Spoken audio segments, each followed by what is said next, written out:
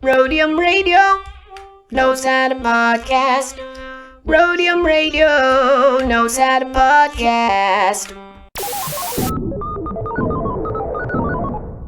Yeah, Dr. Dre is in full effect, and I gotta tell y'all a little something.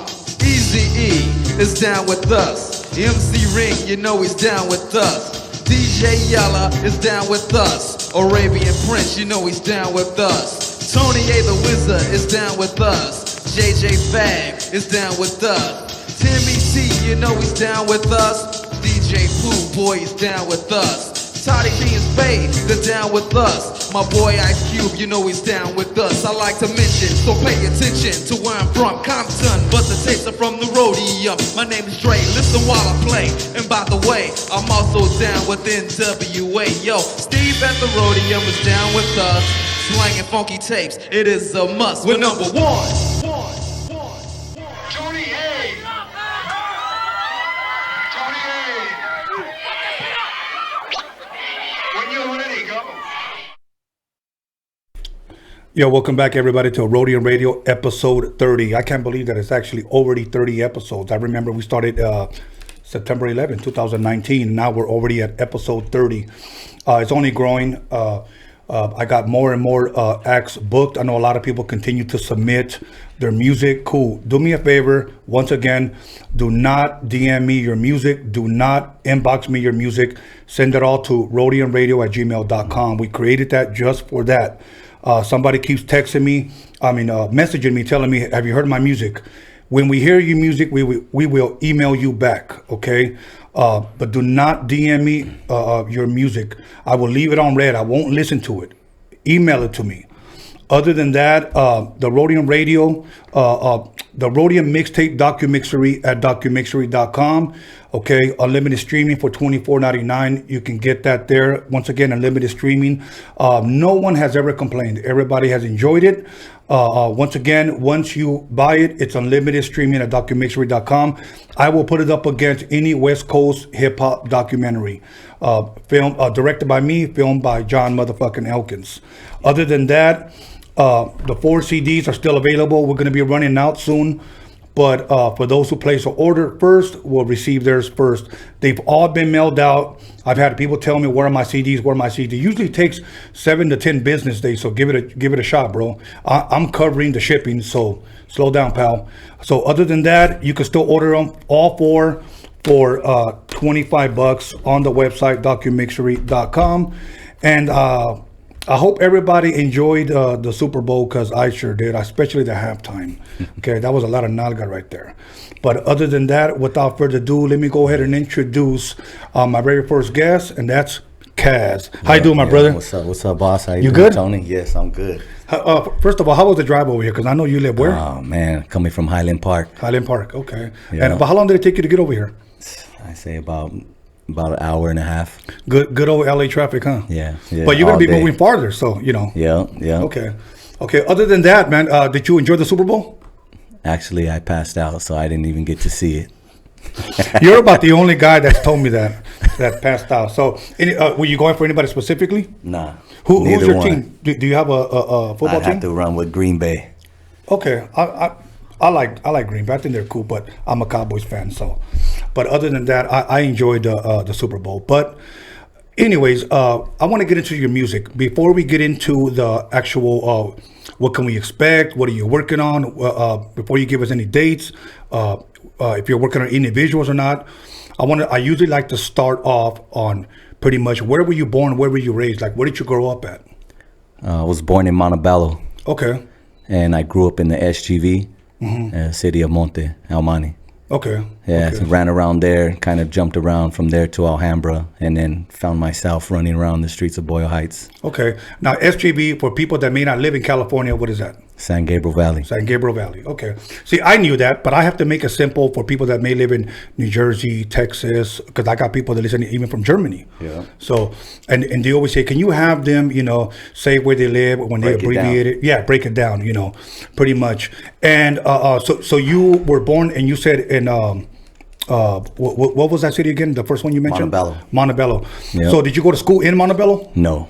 Okay. No, that's just where I was born at. Oh, all right, all right. Yeah. Okay, and what elementary school did you attend? I could say, I mean, fuck, I jumped around a lot. I'd say I went to Baker, Okay. Wilkerson, let me see, Well, Granada. see, you're one of those lucky kids because I only got to attend one elementary school, and that was it.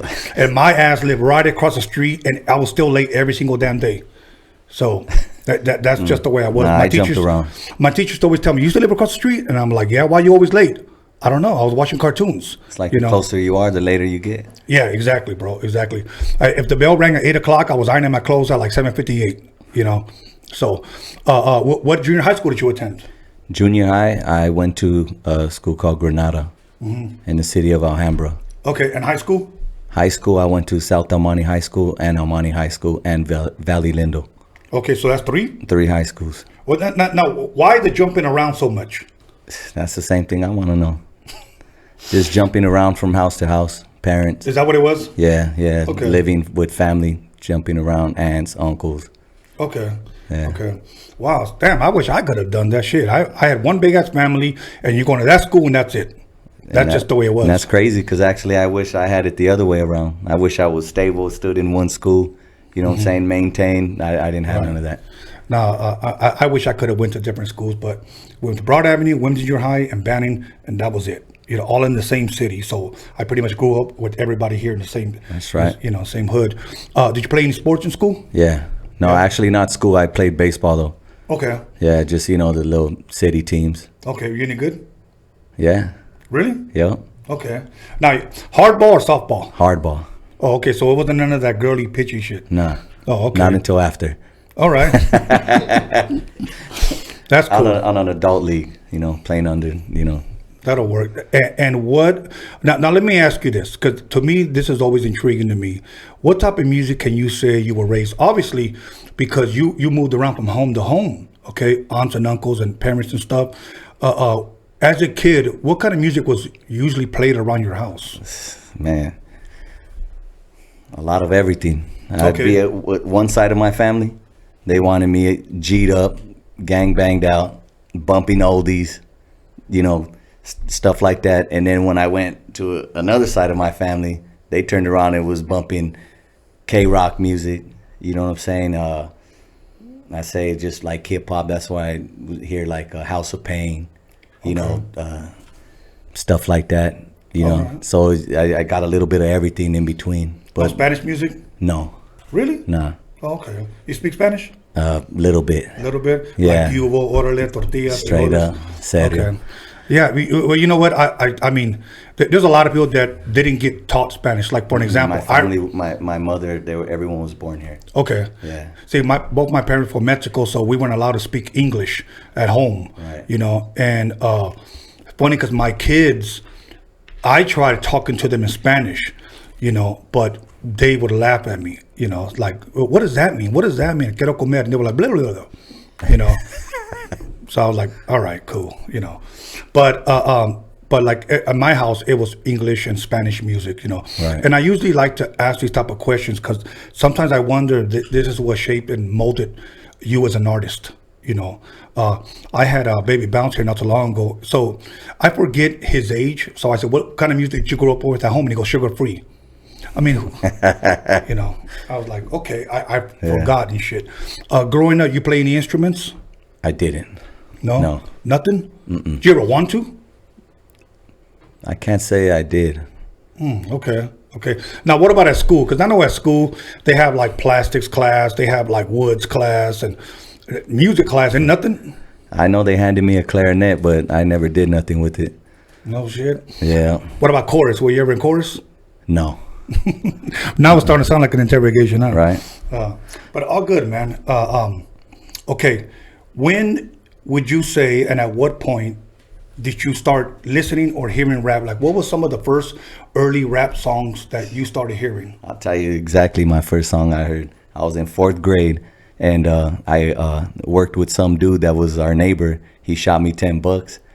This one cat came in our apartment selling tapes.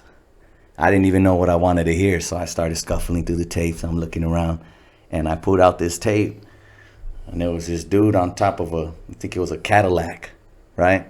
and I'm reading it, and it's like it said Born to Mac. And I was like, I don't know, but I'm gonna buy this shit. So I bought it, and that's it.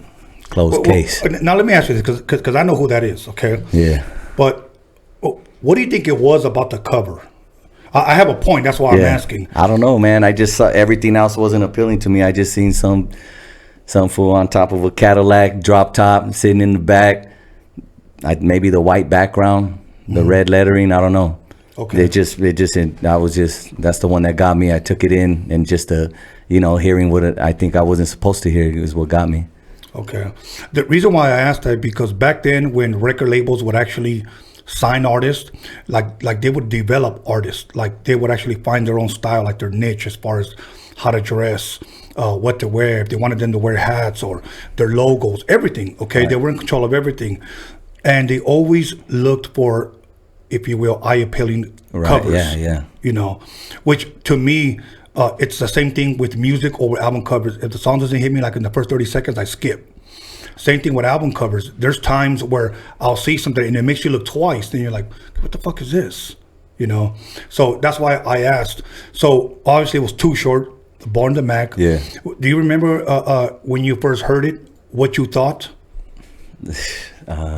Like what went through your fucking mind? Like, this shit is hard, this shit is dope. Should I have gotten another record? Or, I couldn't tell you. I'd say it was dope because I really didn't know music at the time to decide if it was dope or not. But right. I think I was just thinking like, oh shit, this fool said pussy.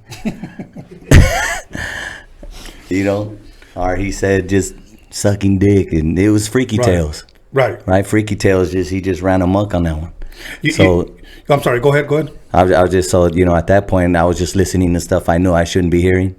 And I'd just keep it real low, and I'd be bumping it, and then it just stuck to me. It's funny. Okay, I was in the studio with Jure years ago. This is Audio Achievements. It's not too far from here. I want to say it was like 1988. And he asked me, he's the one that actually introduced me to the Too Short music. And he asked me if I liked it. And I thought it was dope. I go, but it's very elementary. Because I told him, I thought he was rhyming, not rapping.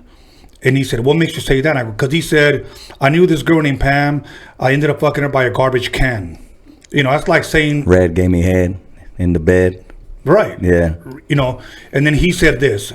It's his voice. It is not what he's saying, but how he's saying it.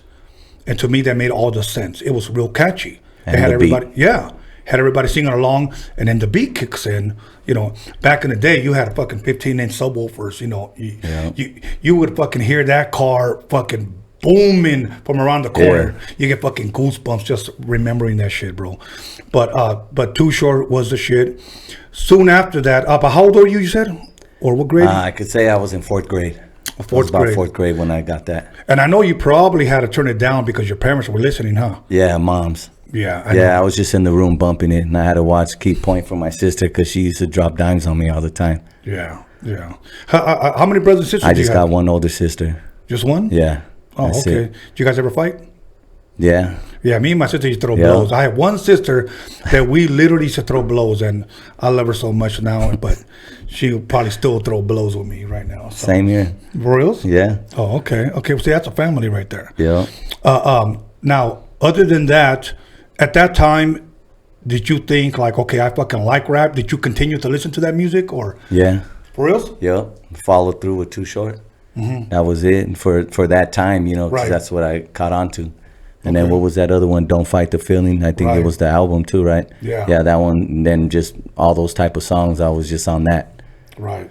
It's funny on that one. I have a story. My boy Angel, I don't know if he's even listening. There used to be a record store called Music Plus back in the days, and we went in a Suzuki Samurai, and he had sounds in there, and he was looking at that Too Short album cover, that Don't Fight the Feeling one. Okay, I guess he's behind or he's in front of a tombstone or some shit like that, and he played it, and that Don't Fight the Feeling song came on.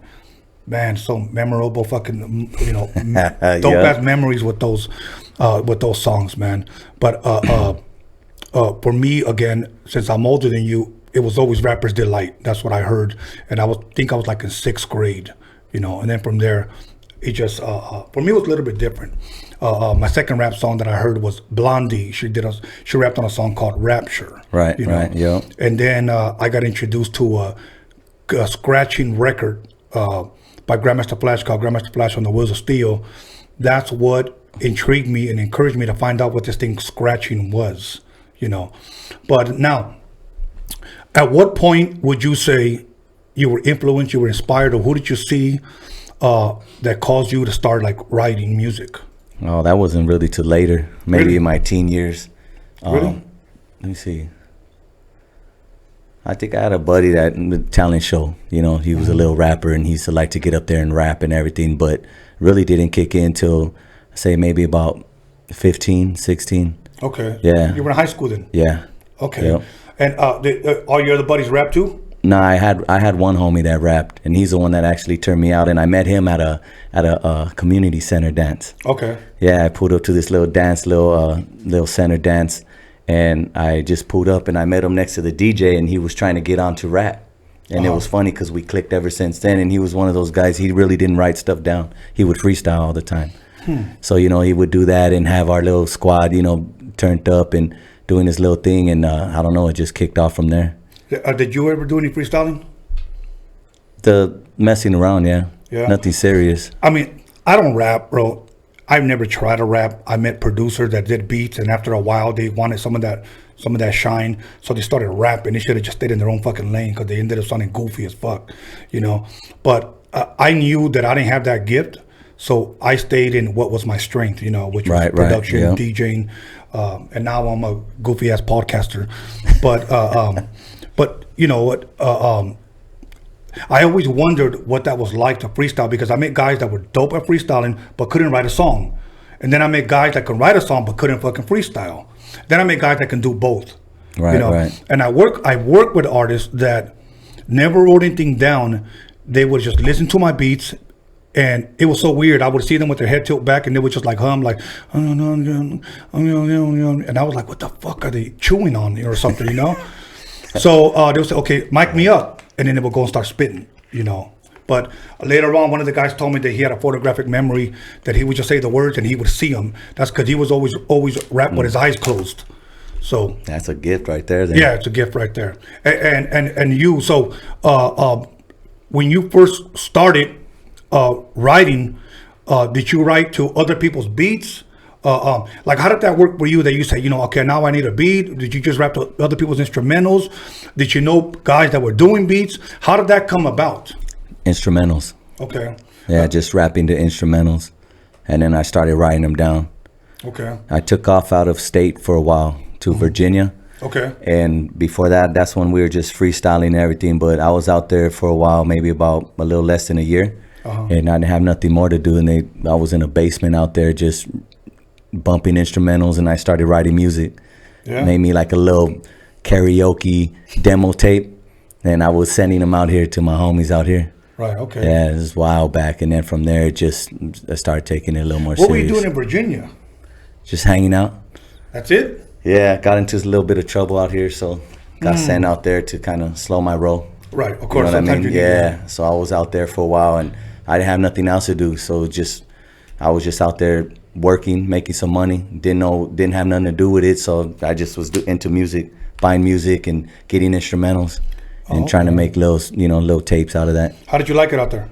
Didn't really know it too much. Really? Didn't really get an experience. Okay. You know, but yeah. What instrumentals would you say you were rapping to? You were writing? One of them was Ice Cube, Ghetto Vet. Okay. Another one was Nas.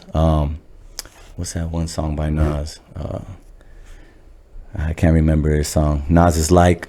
Okay. I think that's the name of it. Another one was, I think it was a Master P beat. Another one was a Rapper Forte beat. You know, actually, it was whatever album I used to, you know, what Music Warehouse was out then.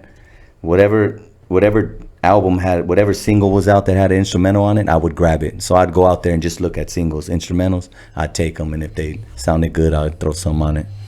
Because you named Rapper Forte, Master P, Ice Cube, and Nas, and all of those are 4 different types of, you know, styles of beats, you know, if you will. So I'm kind of wondering, like, were you trying to find your sound, if you will? like over? Were you just saying this is dope? Let me just rap to it. Yeah. Or I don't think I ever tried to say I had a certain sound. I just, if I heard something I thought I liked and I could spit something to, then I would do that. When I did that little Nas beat, I showed it to a cat I was working with out there, and he was just all super East Coast, And he's like, "That's not you," because he didn't know I did anything like that. Okay, now you're he's saying like, "That's not you." You say Nas, not Little Nas, right? Nah, Nas, Okay. Nasty Nas. I'm just making sure because I don't want to Yeah. see you wearing that pink outfit someday. That he wore. What did he wear that shit to the Grammys? Just recently, I don't know if you saw that dude. Nah, I didn't even Some see that. goofball. He was wearing some fucking like patent leather, fucking cowboy, some cowboy. Maybe shit. in the bedroom and with the lady and shit, but not Yeah, out exactly. in public.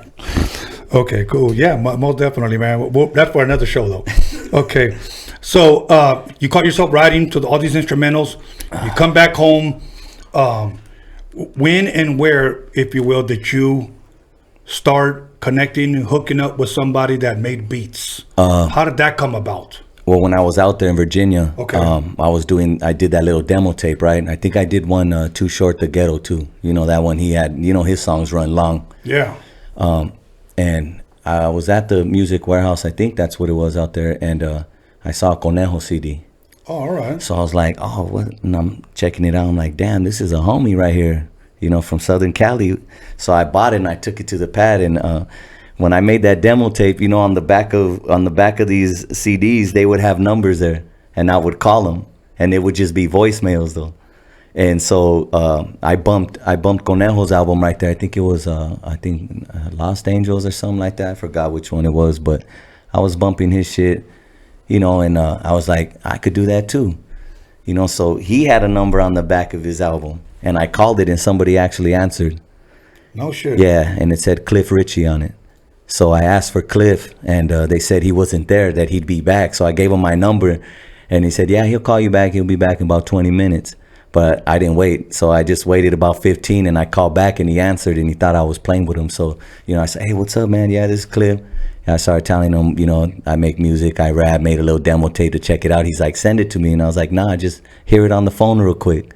And I had that little setup where I could put the little speaker to the receiver and you could hear it real good on the phone. So I put it up like that. Right. And he actually stood quiet. And when I put it down, he's like, we started chopping it up from there. And next thing I know, he flew me back to Cali. Really? Yeah, and it ended up being the manager, I believe, for Lighter Shade of Brown when they first did that. Yeah, it was Cliff Richie. Wow. So yeah, he brought me back down to Cali, and it was kind of a slow process, but he was trying to get me in the studios, and that's where I kind of met a couple of different people that are still in the game today. Okay. I was trying to do something with him, but I was, like I said, I was out there because I was in a little bit of trouble. So And around what year was this? If you can remember, give or take. maybe 99. Okay. 98, 99. Okay. Yeah. You know what? That was around the time because I was producing a record for Mellow Man Ace between 96 to 98, somewhere around there. Okay. Yeah.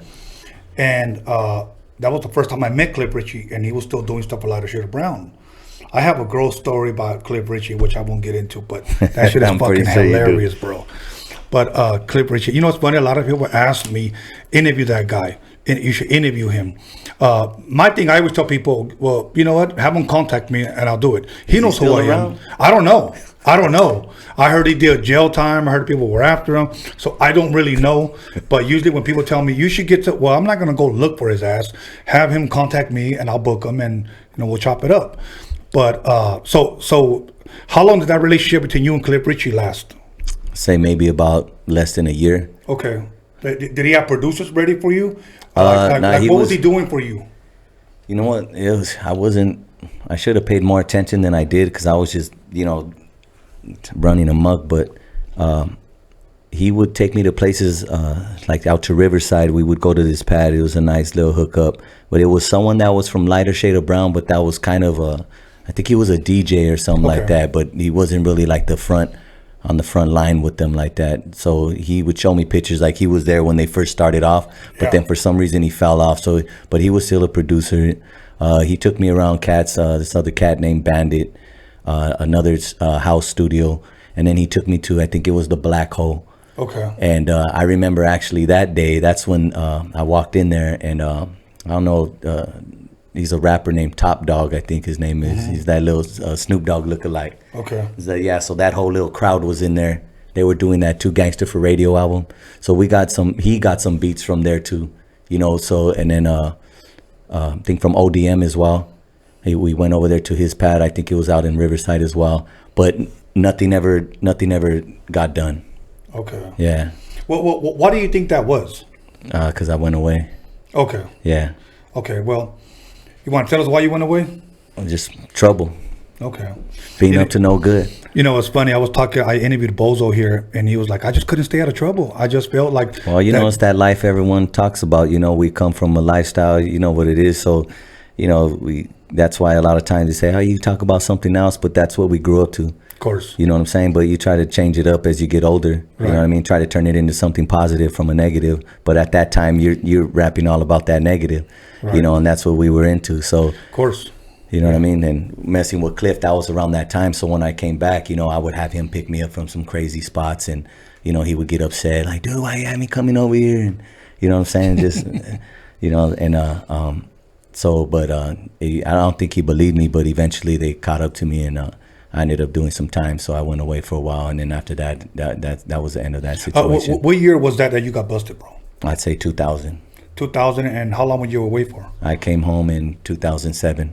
Okay. That's a nice little stretch right there, man. Right, yeah. And were you still riding? And there, not really. No? No. What were you doing, man? Just hitting the weights, push-ups? Just trying, a little bit of that, you know, and just trying to maintain in there. Yeah. You know, and just trying to come home. That's it. Yeah, man, because I'll tell you what, nobody wants to be in there, bro. Nope. Nobody wants to be cooped up. I mean, look, I don't sit here and I try to I went to jail. No, I went to the fucking county, and I was supposed to be in there for like a couple of months, but I knew somebody in there that saw me, that recognized me, showed me love, and got me out, bro. That's right. Like, got me like less than a week, you know? Yeah. But, so I'm thankful for that, because I didn't want to be cooped up in that motherfucker. The county jail is a piece of shit. I know. You know? But anyways, other than that, here's what we're going to do. We're going to go ahead and take a break. We're going to come back because I know you got more to share. Okay.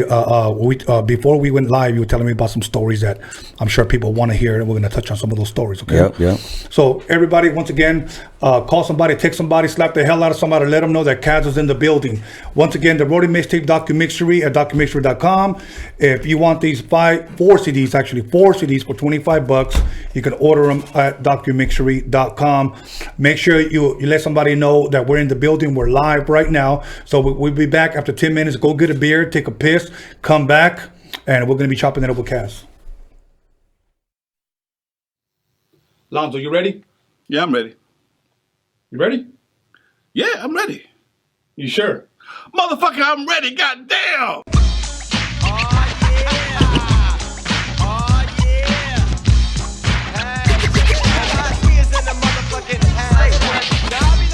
Like it ain't shit, cause I'm a player motherfucker named DJ Quick.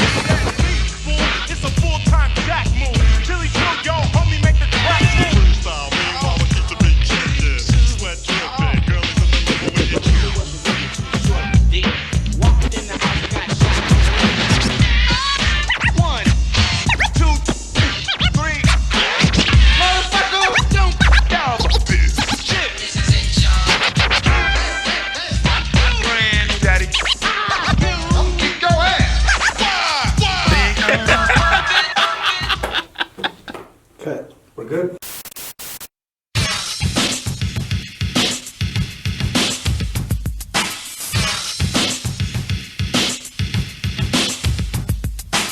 What it do is Mr. Little One chilling on Roadium Radio with the one and only Tony A and John motherfucking Elkins, boy. Hey, what up? It's your boy Mr. Shadow. You're watching Roadium Radio with my homeboy Tony A the Wizard. You know what time it is. Yeah, what up? This is Mr. Night Owl, and you're listening to Roadium Radio with the legendary Tony A the motherfucking Wizard. Yo, what's cracking? Nosotros somos Aqua y estamos aquí con Tony A the Wizard. You know Roadium Radio, damn it. You know what it is. Yo, what up? This is Mellow Man Ace and Padrino, and you tuned in to Roadium Radio with my man Tony A. Keep it locked. Yo, what's cracking? It's your boy OG Arabian Prince from the world's most dangerous group, NWA. Sitting here with my boy Tony A the Wizard on Roadium Radio. What's up? This is Esther Daz, the Spanish Fly Harbor area's finest. Tune in to Tony A on Roadium Radio. What's up, everybody? It's your homegirl Magic Girl, and you are now listening to Roadium Radio with Tony A the Wizard. Yo, what's up? This is Bozo, aka Emiliano. You tune into Roadium Radio on Tony Vision's YouTube channel. Let's get it. What up, what up? It's Mr. Soto. You guys are now in tune to Roadium Radio right here on Tony Vision on YouTube. Yep. Check it out. This is MC Poncho on the MIC. Shout out to Tony A the Wizard, Roadium Radio. You already know. What up? This is DJ Trick Spanish Fly, and you're watching Tony A on the Roadium Radio Show. Big G, Roadium Radio, Tony A in full effect.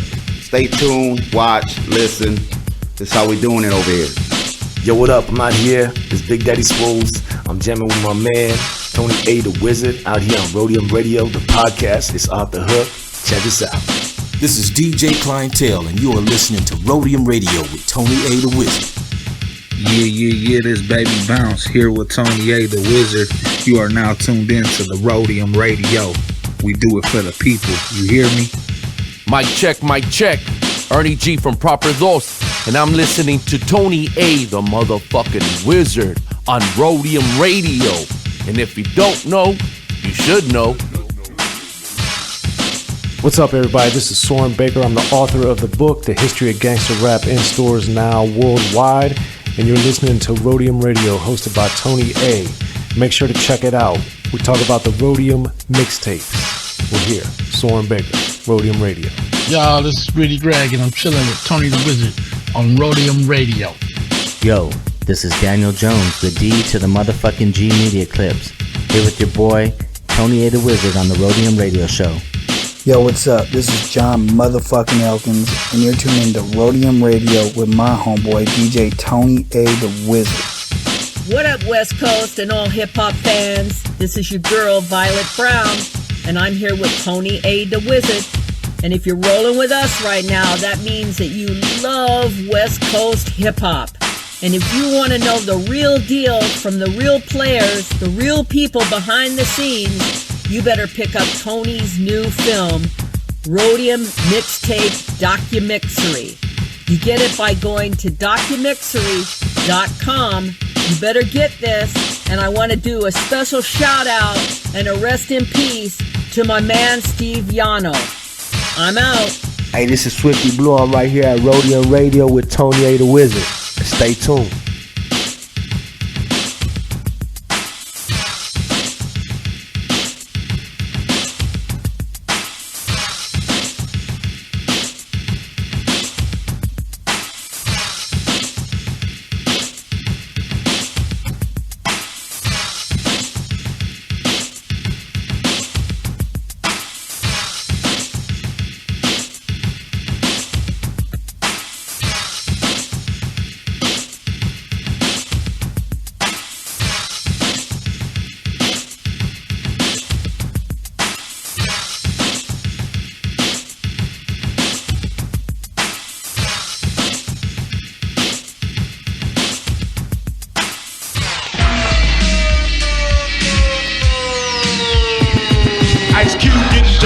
Roadium with the funky drum, and you know my man Steve can get some.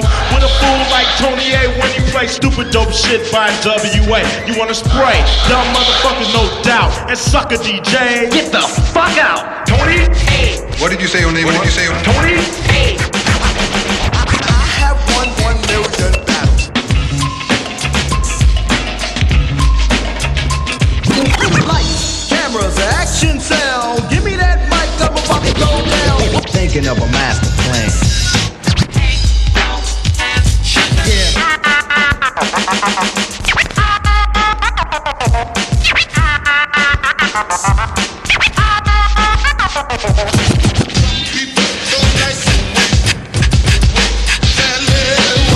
This story's funny. I met this girl and she had money. And we heard about this young kid from the Harbor area named Tony A.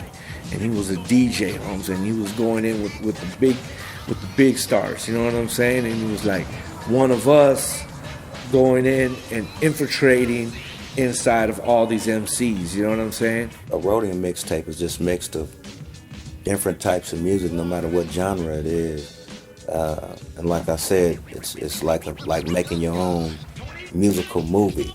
when La Raza came out, man, I just, even the amount of sales of the single of La Raza that got moved out of the Roadium was crazy, bro. And that song just got played and was played in all the stands over there. And I was blessed to go back one time even to see it, and I want to say in 91 or 92. Although they were not black, they were Oriental, Asian, whatever you want to call them, they were cool. And they embraced everybody, blacks, Latinos, whoever came to the swap meet to want to buy music, they were record people. Y'all heard, take it from the top. Get that shit, new chump. Power move on. If you mess with me,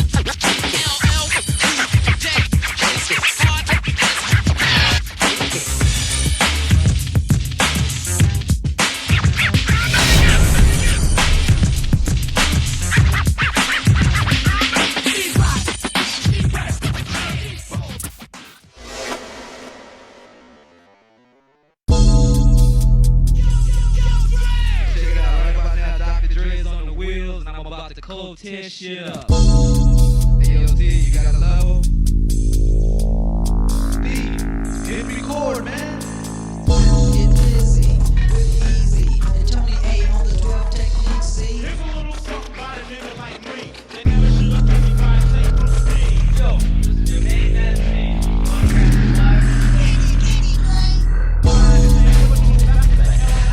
You don't like Tony A or fuck. I'm rocking shit at the Roadium.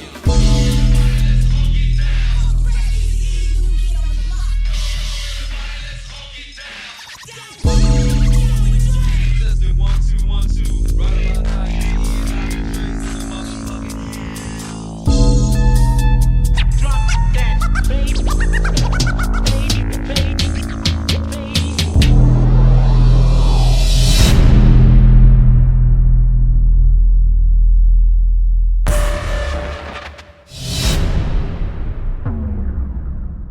Yo, right about now, Dr. Dre is in effect. Cold tearing shit up with my man Steve at the Roadium swap meet. And we here to lay it on the line. To all them sucker niggas out there claiming our tapes and shit, we just got one thing to say. Live at your point, your ass is mine. Live at your point, your ass is mine. Live at your point, your ass is mine. Yeah! Now my name is Dr. Dre. I got the baby. Now my name is Dr. Dre. Now my name is Dr. Dre. Now my name is Dr. Dre.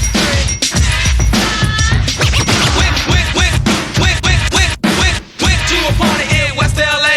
Wanna learn a new dance, that's what you say. Well, here's a new dance that can't be matched. So just dance to the flow, do the cat. Here it come, here it come, here it kitty come, come. Here it come, here it come, here it kitty come, come. Once again, everybody, welcome back to our Roadium Radio episode 30. We've already completed 30. September 11th actually was our first one. And it doesn't feel like we've done much, but 30 of them is actually pretty good. For those of you that are subscribed, I want to say, first of all, thank you that's subscribing to Roadium Radio. Encourage your friends or your homies or your homegirls or whatever to subscribe, because I'm trying to hit 10K subscribers by the end of this month, by the end of February. Okay. Once again, the Roadium Mixtape DOCUMIXERY. I'm a firm believer in promoting yourself until it pays off. So I'm promoting this right now. What we are doing, we are actually working on the translations of different languages so we can load it up to Amazon Prime and it can be seen hopefully globally. Just a quick reminder, all 4 CDs, 88 Boom and Bass, 86 in the Mix, 24/7, and the High C, available on CD for $25. I'll get these out to you as soon as possible. Everything has been mailed out already. So if you're wondering where you see these, don't worry, you'll probably get them this week. Okay. A lot of people have commented, tagged me, DM'd me, inboxed me, told me that they already received them. So once again, well, without further ado, I don't want to waste any more time. Back to the K.A.S. Yep. Or K.A.S., right? The K.A.S. The K.A.S. Okay, now, you went on a vacation for about 7 years. Yeah. Okay. When you got out, what happened after that? Did you immediately get back into the music business, if you will, or did you take time to get yourself a job, get yourself together? What happened after that? Right before I went away, I met Mr. D. Okay. On my own little thing through Rude Boy, rest in peace, from okay. Southland. Southland Entertainment. Yes. Much love and respect to Mr. D. As Big a matter D. of fact, Mr. D, we're going to get you back on here as soon as we finish our 50th episode. So, because we're going to bring back some of our old school dudes that we already interviewed. It's funny how a lot of people commented and disrespected and talk shit, but they all watched. Right. That's funny, huh? That's what they do. Yeah, they love to hate, which is, I guess, it's cool. But so now you met Mr. D. You went in. Yeah. I met Mr. D through a good friend of ours, a mutual friend, Rude Boy, rest in peace. He also did music. So, he started doing his thing. I was doing mine. Mm-hmm. And he just called me up. Hey, just rode through this studio over here. Yeah, in the 818. I said, all right. And the first day I met D, he just was always showing love to the homies. Right. You know what I'm saying? So, but then after that, I think I dropped a couple of features on I don't know what albums he put them on. But I did a few features with him, and he put them out there, though, and he made sure he kept my name out there, for the people that know Southland music. Okay. So, we kept in touch, and as soon as I came home, I got a hold of him, and he just got me up in the studio. Now, before you went away, what artists were over there, recording with him? Do you remember? With Mr. D? Yeah. Wow. Just the name of that I know of it around. I know Conejo did a couple of tracks with him back then. Okay. There was a dude named Sniper, Big Spider, OG Trouble. I think those are the couple that I remember. So now you get out, you call him up, you guys start recording, if you will. Yeah. Okay. Who was all down with him at that time? Still, was it the same people, new people? Nah. Yeah, there was some people. It changed around. Trouble was still right there. Of course, obviously, Conejo, has his own thing going on, but there was a whole new crowd. Okay. Yeah, it was a whole new crowd. Sleepy Malo, and they're all their little circle. COA, I think it was, and a couple other artists, but didn't really know them too well because they're all from the 818. But it was just D. But D was bringing me around with all that crowd. Yeah, so he just got me in. I was kind of doing my own thing where I met up with D. I dropped some tracks with him at his pad, and in the studio he went to, and he introduced me to Crypto. He had me go down to a Kryptonite studio, met up with Crypto, linked up, connected pretty good, and I just started recording at Crypto studio. I told D, hey, just keep me over here in this studio. So we started doing it like that, and he did. So I mainly did all my music on my own, but then some of the features, D, just tracks that I wasn't done with, D would, bring in one of his artists or someone else with the Southland, and he would slap them on my tracks. Okay. Yeah, so that's the way that was going down. So would this be your first solo album then? Yeah. Okay. And when did this drop? I think that was in 2008. 2008. Who were the producers or the producer of that album? I honestly, I couldn't even tell you. I went to D. He had all the beats lined up, and I just pick and choose. Okay. But I know Crypto was actually the ones I actually got to work with that did. I think I'm not sure if he did a couple of tracks for me on that album, but if not, it was just pick and choose from D's little vault, his little archive of beats. Okay. Well, yeah. All right. How many tracks does that album have?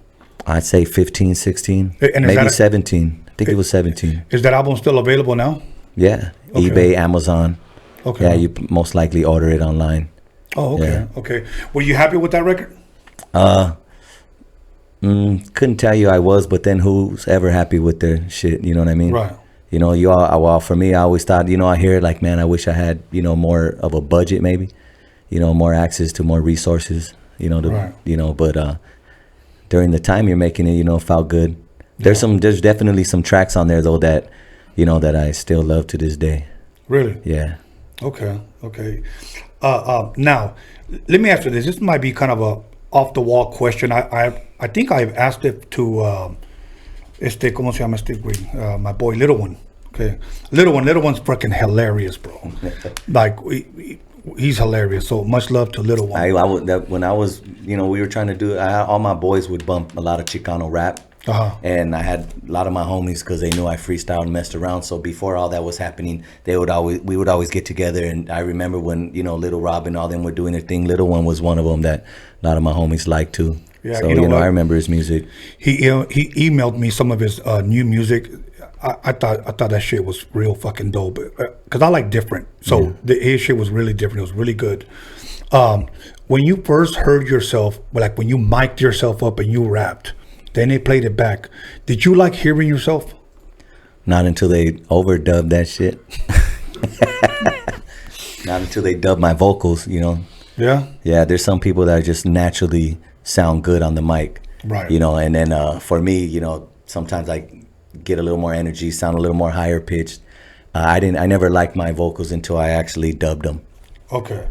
I asked that because I remember back in the day, you know, when you, I don't know if people remember voicemails at home, you know, the voicemail recorder. Yeah. You were like, Tony's not here, but if you leave a message, we'll get back to you. And I would play it back, and I'm like, fuck, I sound goofy as hell. Like, and I would tell my daughter, hey, say something, you know. But I never really thought about asking the rappers that if they like the way they sound. Right. You know, I asked Little One, he told me no. Yeah, Little One, no. I go, did you like your second album? No. And he could say no to all of them. Yeah, no, like, I saw that interview. You know, I was like, what the hell? Do you feel that way about a lot about your songs? Like you just did them and didn't really like them? Do you have anything out there like that? Well, to this day, yeah, certain songs I wish I could redo. There's some songs I have on my first album that I actually want to redo because I like them songs. Okay. You know, and the deliveries I didn't like them, or the just the production. You know, just trying to get it in. You know, the quality of stuff. Okay. You know, so I wouldn't mind redoing a couple of them. Okay. Were you those type of rappers that you had to be drunk or high to spit? I prefer being sober. Really? Yeah. Okay. And then I wouldn't mind just getting a little tipsy when we're doing the mixing. Right. When it's all done. You know, when I DJ'd, I never drank. I've never been a weed smoker anyways. But when I mixed, I never drank. When I recorded, I never drank. But the only time that I did drink is when I was trying to create a beat. Then I would drink, and then I would start hearing shit. Yeah. You know, then I start putting it together on the SB1200. For writing, sometimes, you know, it'll kick something off. You know what I'm saying? As I'm listening to the beats and stuff, you know. But when I'm ready to record, I like to just be, you know, be straight. Okay. You know, I recorded Be Real one time. I did a song with him, Dogg, and Mello. Never came out. I think I played it. We did play it when Mello was here. He was episode 1 for those of you that want to hear it. And the song was called Latin Connects. So I asked B, you ready? And he said, yeah. So in the studio, you had to walk to a different room. And then we turn on the mic. We could hear him put it on the headphones. Right. And then he goes, hold up. And all you can hear is a lighter flickering. You know, every single time. Like, and he would like, okay, go ahead. That's the way he would do it, you know. So we would record his verse, and he would be like, how did you like it? I thought it was dope. What did you think? And you could hear the lighter again. Click, click, click. Hold on a second. Just constantly like that, bro. Like the dude had to be high, but he kicked a fucking dope ass fucking verse, bro. I give him props for that. Yeah, a lot of artists can do it like that. Yeah, you know, me, I'm more of a mellow guy. You know what I'm saying? So if I got songs that I need energy, I gotta just, you know, for me that'll already just lay me back and chill. There was another artist that this guy was always high as fuck, and he would literally take his bong into the vocal room. And I was like, dude, you got to be fucking kidding me. But he was constantly hitting that motherfucker, bro. Like if it was energy or gasolina or something, you know. But, okay, so that album drops. Mm-hmm. Okay, your first album, what was the name of it? Out for the Green. Okay, Out for the Green. Now, how did you come up with K.A.S. and why K.A.S.? They call me Casper on the streets. Okay. So, why? You know, I don't even know. It's just a character that they just slapped on me. Were you like a ghost for Halloween one day or something? I just got ghosts whenever I saw those lights light up on the block. That's good. So, dope, man. You know. Yeah, but you know, a lot of my people they wouldn't call me Casper. They just call me K.A.S. So as time progressed, you know, I'm just like, you know, it'd probably be better all the way around just to keep it a little on the mutual side. Yeah. You know. That's dope, man. So Out for the Green comes out. How did it do for you, man? Were you happy with the results of how it was moving? You know what? Actually, I slept on him. I slept on myself. Really? Yeah. I think I took it for granted because I think I feel stronger now for music than I did back then. I think my mind was I was still somewhere else at the time. Right. You know, I didn't take advantage of the opportunities I had. Okay. But how old were you when that album dropped? Let's say 28, 27. Okay. Yeah. Okay. Wow. And now, when did you start doing shows? Before that album dropped or after that album dropped? It was after. Okay, after. Yeah, and I did the shows through Mr. D. Mr. Okay. D always showed me love, bro. Always hooked me up. K.A.S, what's up? I got a show going on. Let's roll. Like, he just had the door open for me. Mhm. You know, and that's something you don't realize how, you know, now, like you said, these days anyone could do music, right? Right. But it was still, technology was still forming, but it was still, you know, that them connections you needed, and D always showed me love like that. Yeah. You know what I'm saying? And then, you know, I didn't see that anywhere else. You know, there was a thing a long time ago called MySpace. You remember that? Right, yeah. Okay. I met D through there, and he actually came here, and we had a meeting. We were going to work together, but nothing ever happened. But because he lived kind of far, you know, Right, yeah. and I lived way out here, so it was kind of hard to like communicate. If it wasn't for like MySpace, I probably would have never met him. That was back in 2005. Seems like a long time, you know. Yeah. But anyways, now here's another goofy question. When you first took the stage, were you nervous at all? Yeah. Really? Well, you know, D took me out to Arizona on a Art LeBeau show, had me busting in front of all kinds of people. So, yeah, you know, it's first time. It's like, damn. You ever perform and forget your lyrics?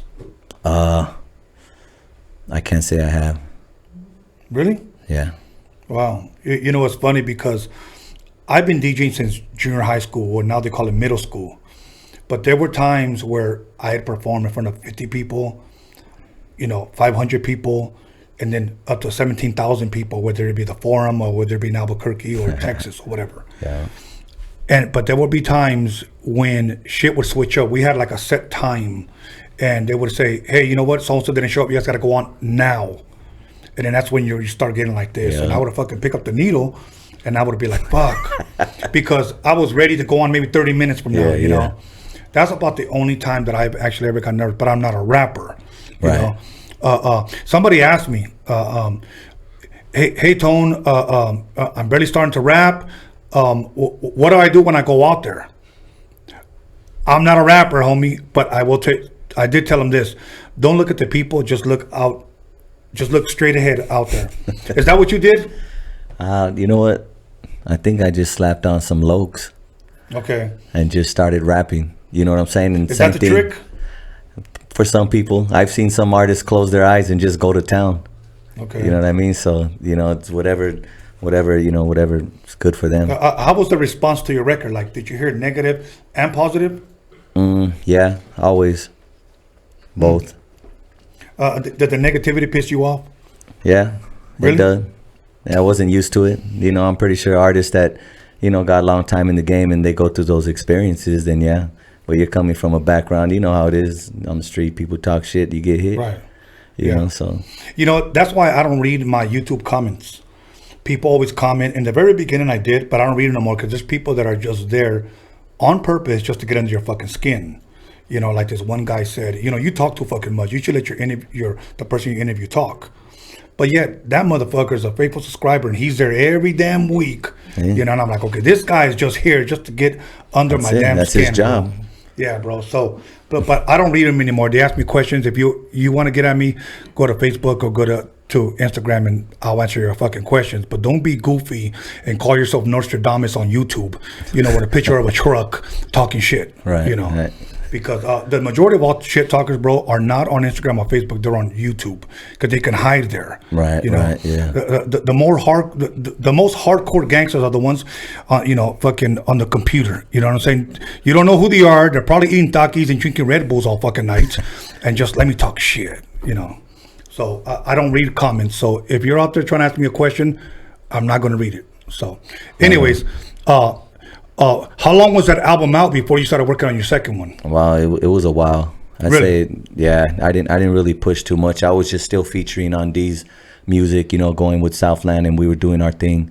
And then I think it was maybe even like 4 years after I just decided I wanted to start doing my own, another album. Okay. Yeah. You know, now the reason why, like, how long would you say it was in between before you started working on your second one?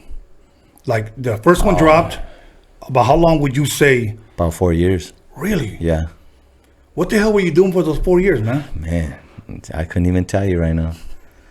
Running amok, I think, and then responsibilities kick up. Right. So work, life, kids. You know what I mean? Yeah, so absolutely. I started doing that, but I've always had a knack for music. Like I just can't let it go. Yeah. And I just started working on some more music again. Yeah. I think in 2010. No, you know what? I think it was sooner than that. I think I started in 2010, but it didn't jump off yet. And then I think in 2012 is when I actually finished it. Okay, that was your second one. That was my second album. Yeah. Okay. You know how many times I've quit this music shit, bro? And it wasn't so much that I didn't like hip hop anymore. It was because of the shady business, bro. Guys that I thought I was really close with were really ripping me off. Like, I was doing all the fucking work, but I was being ripped off. And every time I confronted them, of course, they'd soften up. Nah, bro, it's not like that. And after a while, I was just like, I'm fucking done, bro. 'Cause I can't even trust these motherfuckers. Right. And I did an interview with Soren Baker, whom I interviewed not too long ago. And he asked me, because I took time off from I want to say 2007 to almost 2017. And he said, why the long layoff? And I told him the truth. I said, because I fell out of love with music. I didn't want to hear. I started listening to rock music, oldies, and fucking classical music. I didn't really want nothing to do with rap anymore. Right. So during those 10 years, new rappers could have came out, and I possibly never heard of them. So today when I interview people, I had to get reacquainted with them because I took a long layoff. But like yourself, it was kids, family, and stuff like that. Now, the reason why I bring up why such a long layoff is because I remember Quick, we dropped our albums, Second to None, AMG, High C, Quick, dropped all of our albums in 1991, okay? And we all did shows together, we all did tours. But when we were doing shows for the first one, he already had his second one done. That's how Quick was working.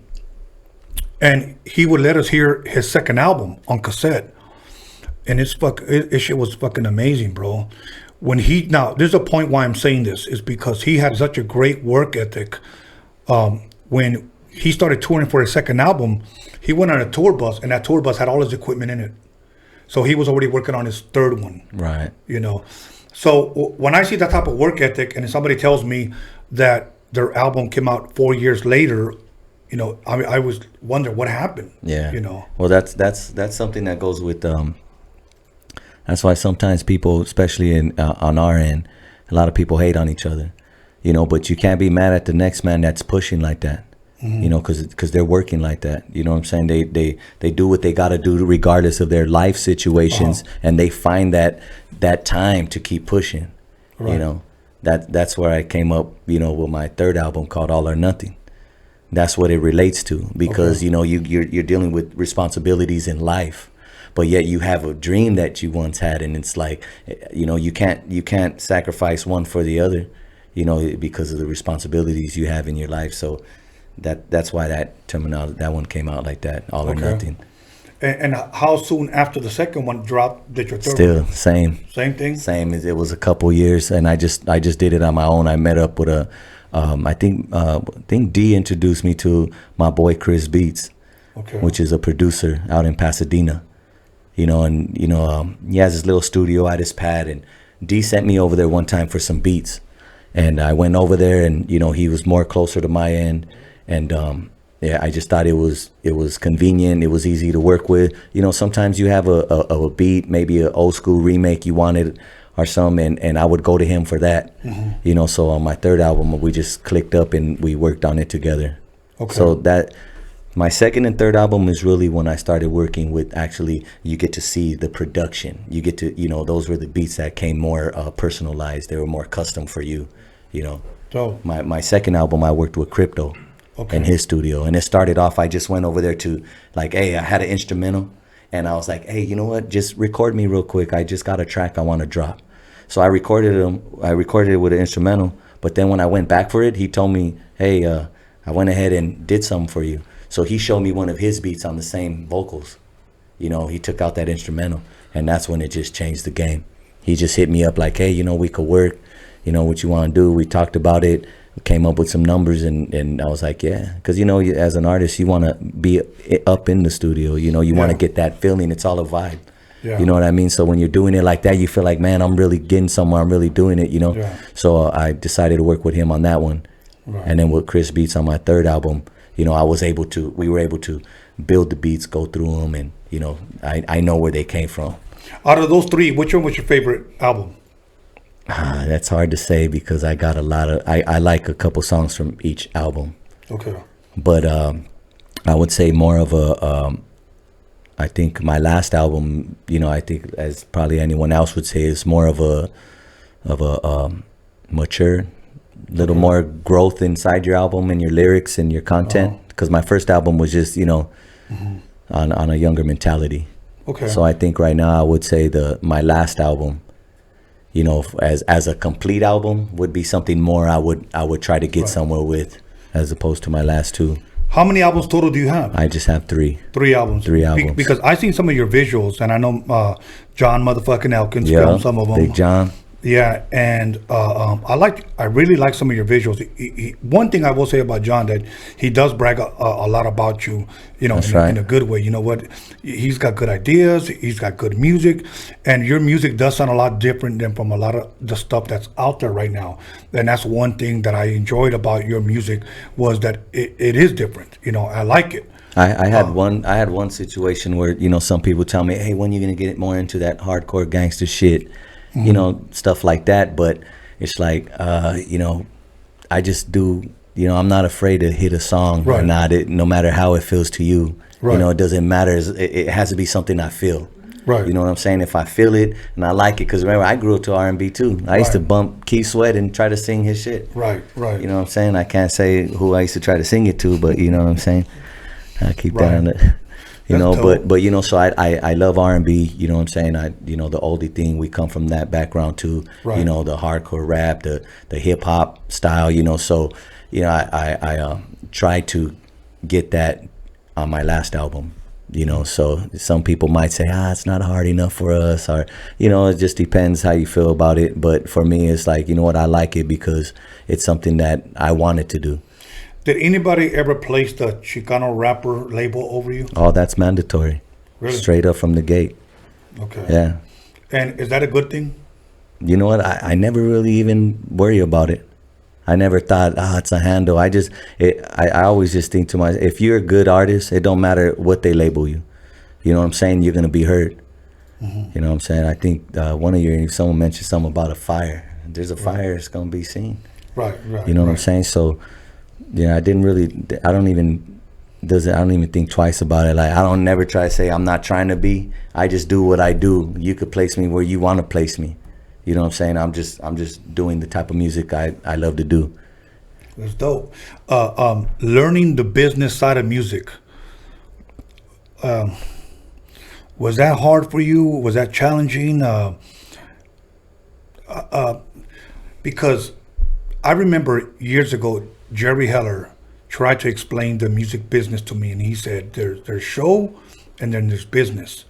He said, learn the business. You already know how to do the show, but learn the business. And when I learned the business, I found out that I was really being ripped off, man. Right. Like, yeah. I'm serious. From royalties to everything, and to credits that I was giving people on certain songs. Let me give you an example, so that if somebody's out there listening to me can learn from me on what I'm about to say. I'm probably going to learn from you too. I produced a song that came out on the radio. I won't name it, okay?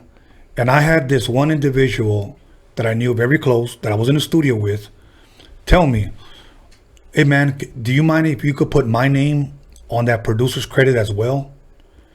And I said, why? And he said this, well, just to be able to see my name, on there when you look at the 12-inch. And me not knowing the business, I said, all right, cool, whatever, no problem. So when it came time to sign our contracts, since it said produced by, Tony, blah, blah, blah, he wrote his name too. So guess who was also collecting royalties off of those songs? Right, yeah. This person, for years. And he knew, but I didn't know. I didn't know. And when I tried to correct it, it was already too late. We had signed the contract, you know. So, and let me tell you something, man. That was heartbreaking because this person knew what he was doing, right? And he was playing on my feelings to, you know, you're the homie. Just let I just want to see my name, you know. But really, what he was saying, I want to get producers credit. I want to get paid. He knew what he was doing. So for years, people actually thought that this person helped me create this song that still gets played on the radio today. And, you know, I never got credit. So when people tell me, why do you always got to mention that what song you did? Because nobody ever gave me the credit. So you know what? I'm going to toot my own horn. Got it. You know, I'm 51 years old, bro. I'm not like 21 anymore. You know what I'm saying? Yeah. So, you know what? If nobody ever gave me the credit, I'm going to do it. You know, for years, everybody thought that Quick produced that record, the High C album.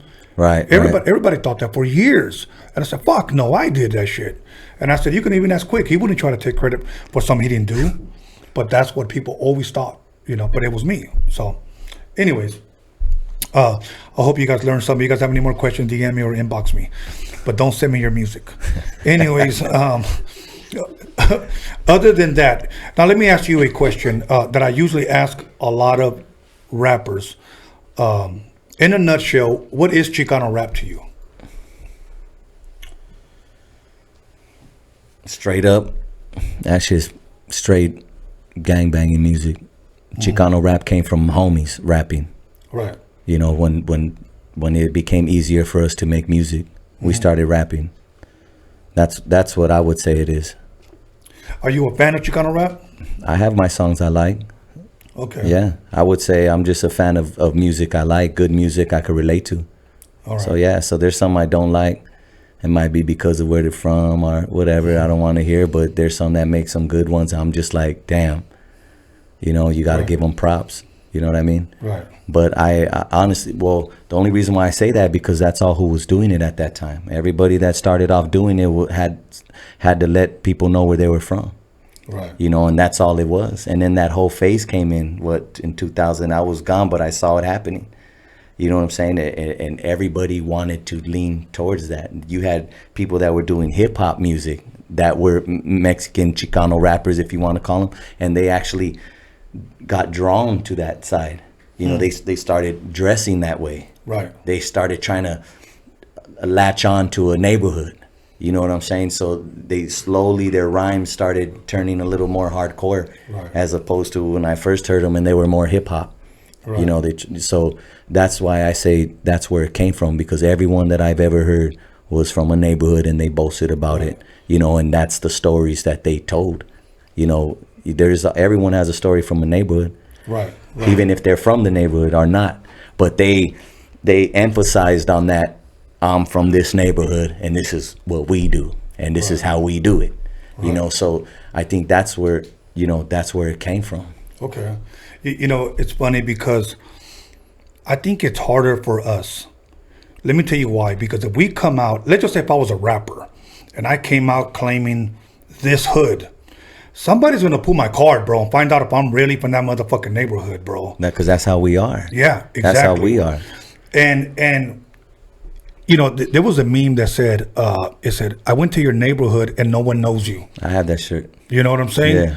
I actually know the guy who made those shirts. Okay. Big House Clothing. Okay. Yeah. But that's true, because I've known dudes that have claimed hoods and dudes that pulled their card. Hey, man, they don't fucking know you over there. Nobody knows you. And then, well, I never said that hood, you know, and now they're fucking hood hopping. Yeah. You know, so if you're gonna fucking claim it, at least just be who you are. Be who you are. You'll be straight. Be who you are. Rap what you rap about, but you know, don't put extras on it, and you'll be respected for who you are. You know what it is? Is because when we start claiming the hood, well, we implement a lot of that gang shit into our music, and guess what happens? Say that, for an example, just an example, I make a song and I talk about norteños, okay, and I pretty much say, you know, blank them. Okay. Mm-hmm. Promoter books me to go up north. You get sick all of a sudden. Yeah, all of a sudden. Yeah, you catch E. coli. You know what I'm saying? Corona. You see, that's what happens. That's what happens. So we kind of block our own blessings, bro. Yeah, it was the pride. of where you were from. They probably weren't thinking about the bigger picture. Right. They're just thinking about letting them know where they're at. Right. You know, and that's what happened. Now that's the handle we have now. Because it's so, you know, that's the way you hear someone who's at. Oh, he's from there. Oh, I know someone from there. As soon as you run into him, hey, yeah, your homeboy so-and-so raps. Ah, that fool ain't from my hood. Oh, is that right? You heard that? You know what I'm saying? And it goes from there. It goes from there, brother. Real quick, man.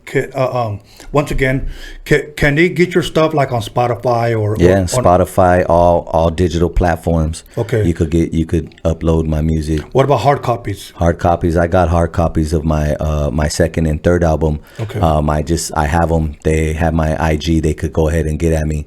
You know what I'm saying, and DM me, and I'll send them out. But you know, you kind of mentioned about the business side a little earlier. Mm-hmm. I never really got to experience the business side because those two albums I just did them myself. Okay. The last two, and then I just, you know, my first album I did with D.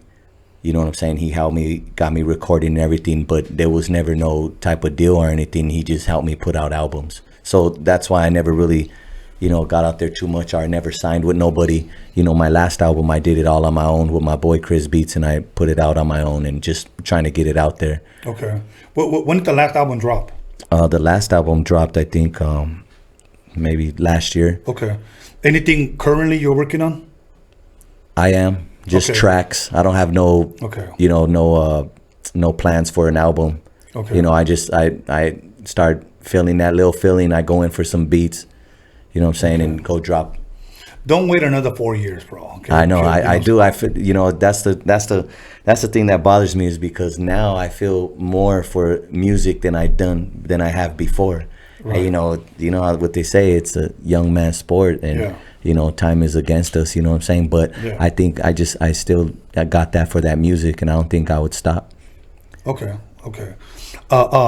What artists have you worked with as far features? Did you have a lot of features on your albums? No. None? Not really. Maybe just a couple, maybe a singer, or just like a local city rapper or something. And then on my first album I did, but just with Southland. And then I had my second album, maybe I think David Ortiz, which is a singer. And but I don't even think I had features on my second album as far as other rappers. I don't have nothing against features, but you know what? I encourage people to go back to the way it was. No features, just you. Right. I mean, think about that. Today, for this generation, that'll be something new. Yeah. You know, because a lot of people have so many features that it literally becomes a compilation. You know, I have 20 dudes featured on my album. That's not your damn album anymore, bro. So how did you feel about Dre's first album, that Chronic? That he dropped on the I'm talking about the first, original Chronic. Yes. Yeah, because that sounded like a compilation to me. Right. See, but now that's what I liked about him, and I'll tell you why. Because I never saw Dre as a solo or standalone rapper. I saw him more of a producer, that he had this guy, and this guy rapping on him, and he just did his features. Right. That's what I saw. Oh, okay. So I don't ever expect a Dre solo album. Like just no features. Yeah, just him. No, we will never hear that. Not now. But I would buy it only simply because it's Dre, bro. Straight up. So, anyways, we're gonna give you an opportunity to give a shout outs. Anything you want people to know about you, you know, whatever. Well, I think John's been putting up your IG, but if you want to give a shout out, we're not your opportunity, man. Give a shout out to my boy D, first of all. Okay. Shout out to my boy Saint, DJ Bobby B, Fam First Studios. I record a lot over there now. Shit, there's too many of them. Okay. Big Al, Chris Beats for doing my album, my last album, working with him. John, motherfucking Elkins. Of course, Tony A for giving me the opportunity.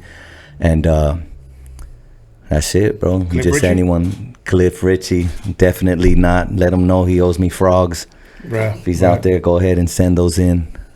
That'll work. Yeah. When you have something new, please let us know. We would love to bring you back, and so you can promote it here. Right on. Especially visuals, you know, because I know you work on a lot Yeah. on visuals, and I think they're pretty dope the way you come up with your ideas. But other than that, man, I want to thank you for coming. It's really been a truly honor and a pleasure. And even though it took you about an hour and a half to get here, so sorry about the LA traffic, all but good. you were raised here. That's so right. once again, we're gonna take a 10-minute break. We'll be back. Soon, call somebody, text somebody. As a matter of fact, break a bottle over somebody's fucking head, wake them up, and let them know that Kiki Smooth is in the motherfucking building, Compton and Wilmington in the house. 10 minutes.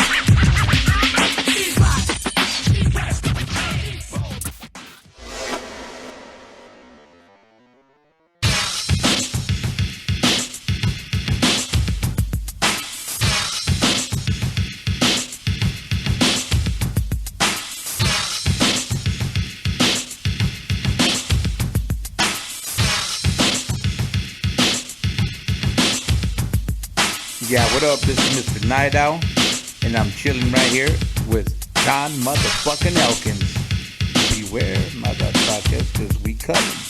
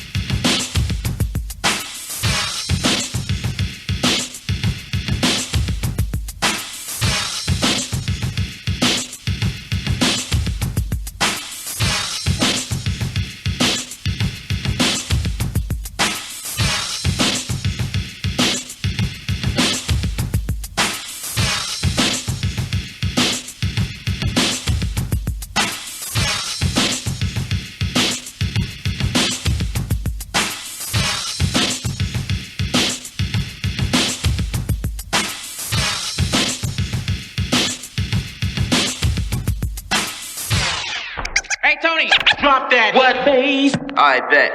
My name is the Croft, the C-R-A-W-F-O-R-D, the poet high C. Tony A. the Wizard, just as cool as a visit. Picking out his tongue, stabbing pussy like a lizard. Ooh, so sorry, homie, I didn't mean to say that. Steve is in the house. Come on, won't you play that funky dope beat? You know you gotta throw me some Stanley ass Croft coming straight from the Roadium. You are now about to witness Tony A. Get funky. Tell her where you from. You don't think I'm living, well, fuck you. Cool on Saturday night in LA. Yo, feeling kinda funky. Stop what you're doing, cause I'm about to ruin the image and the style that you used to. What the hell are you looking for? Can a young man make money anymore? Wear my jeans and like freaking on the floor? Or is it my job to make sure I'm poor? Disruption, disorder will nourish, not justify. Those that live at the FBI, look at mama's baby. Welcome back, everybody, to Roadium Radio, episode 30, and we had just wrapped up our interview with K.A.S. Thought it was such a dope interview. I wish we would have had a little bit more time, but before we get into our next special guest, once again, these 4 CDs can go out to you for $25. Go to the website, DOCUMIXERY.com, and you can place your order there. I only have a few left, first come, first serve.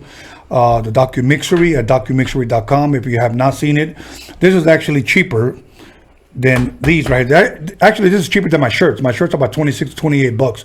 There's $24 for unlimited streaming. Believe me, you will not be disappointed. I'll even go as far as saying that if you're disappointed, I'll give you your damn money back. Okay, $24.99 isn't a lot of damn money, but I guarantee you it is 3 hours of West Coast hip hop education, a story that you've never heard before. I like to say that we call it the prequel to Straight Outta Compton, because this is pretty much how a lot of those artists got started, including me. You know, so you can get this High C mixtape. This is actually how we got our record deal, through this cassette, but we converted to a CD.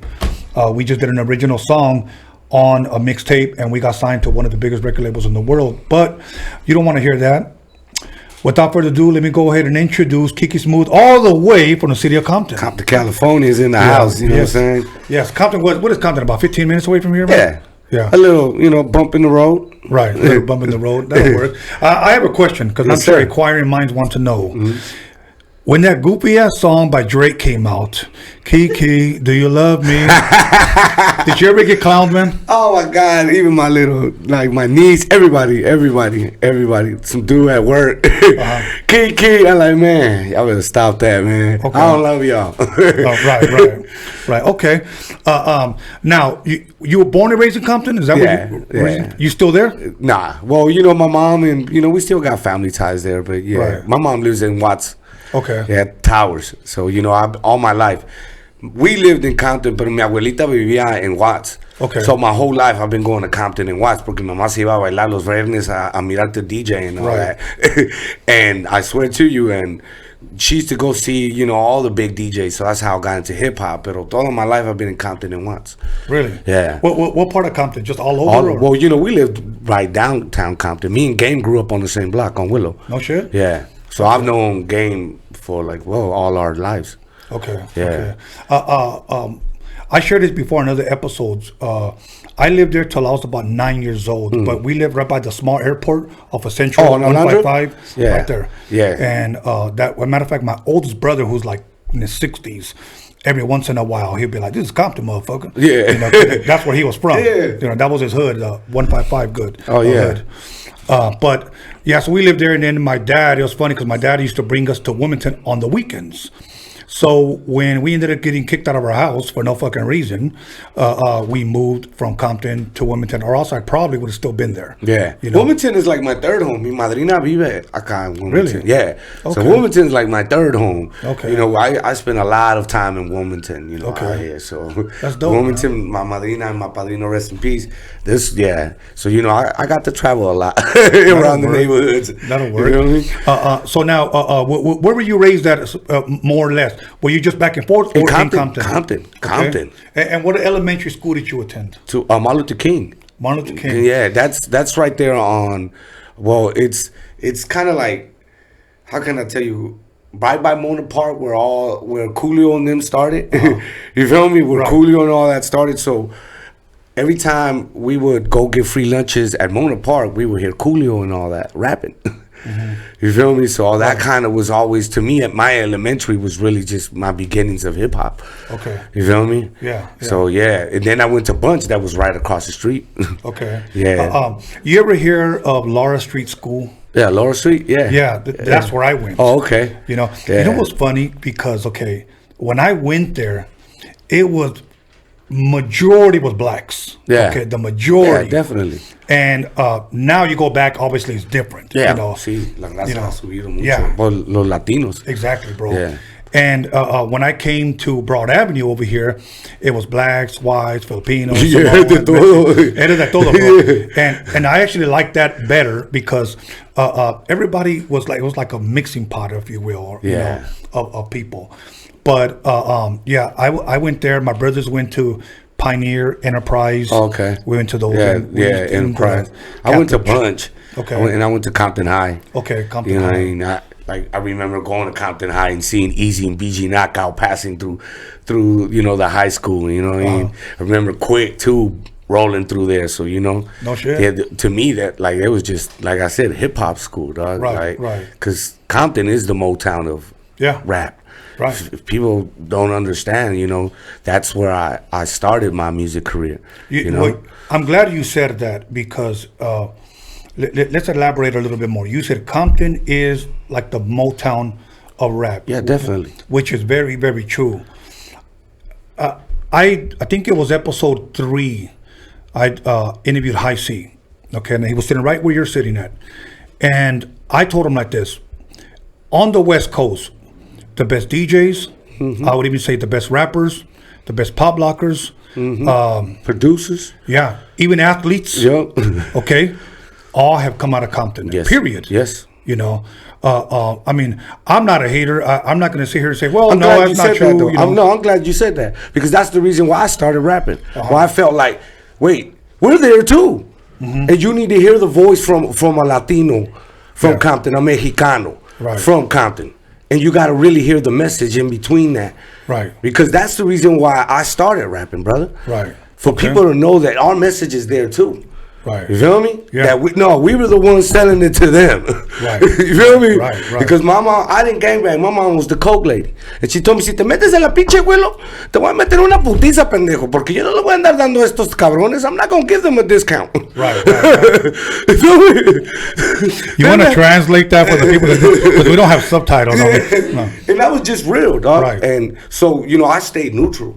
Hanged out. They knew not to fuck with us. Of course. You feel me? Of course. They knew. We was out there with them. Right. Feel me? I hanged out with a lot of people. But at the same time, I was doing my own thing. I had my own garage. And, I grew up listening to y'all. Okay. Now, that's where I'm going. Growing up in Compton, obviously you hear everything as far as music is concerned. What type of music was playing in your house as a kid? Oh, man. I'm talking about from new wave. Okay. You feel me? I was a big new wave fan too, bro. From new wave to like salsa, merengue, cumbias. You feel me? Yeah. Hip hop. Like my mom was going to Florentine Gardens. Florentine Gardens. You feel me? Right, yeah. So, she was out there selling in Florentine Gardens, dog. You feel me? You gotta understand, this is a single mother from Guerrero, Mexico, Acapulco, you know what I mean? Coming over here with a mentality like, I'm gonna make this happen by myself. So she would bring all this music into it. And, she brought out cable and made me watch on TV raps and that type of stuff. And I just fell in love with hip hop. My next door neighbor, one time when I was a kid, had a DJ system and they were playing DOC.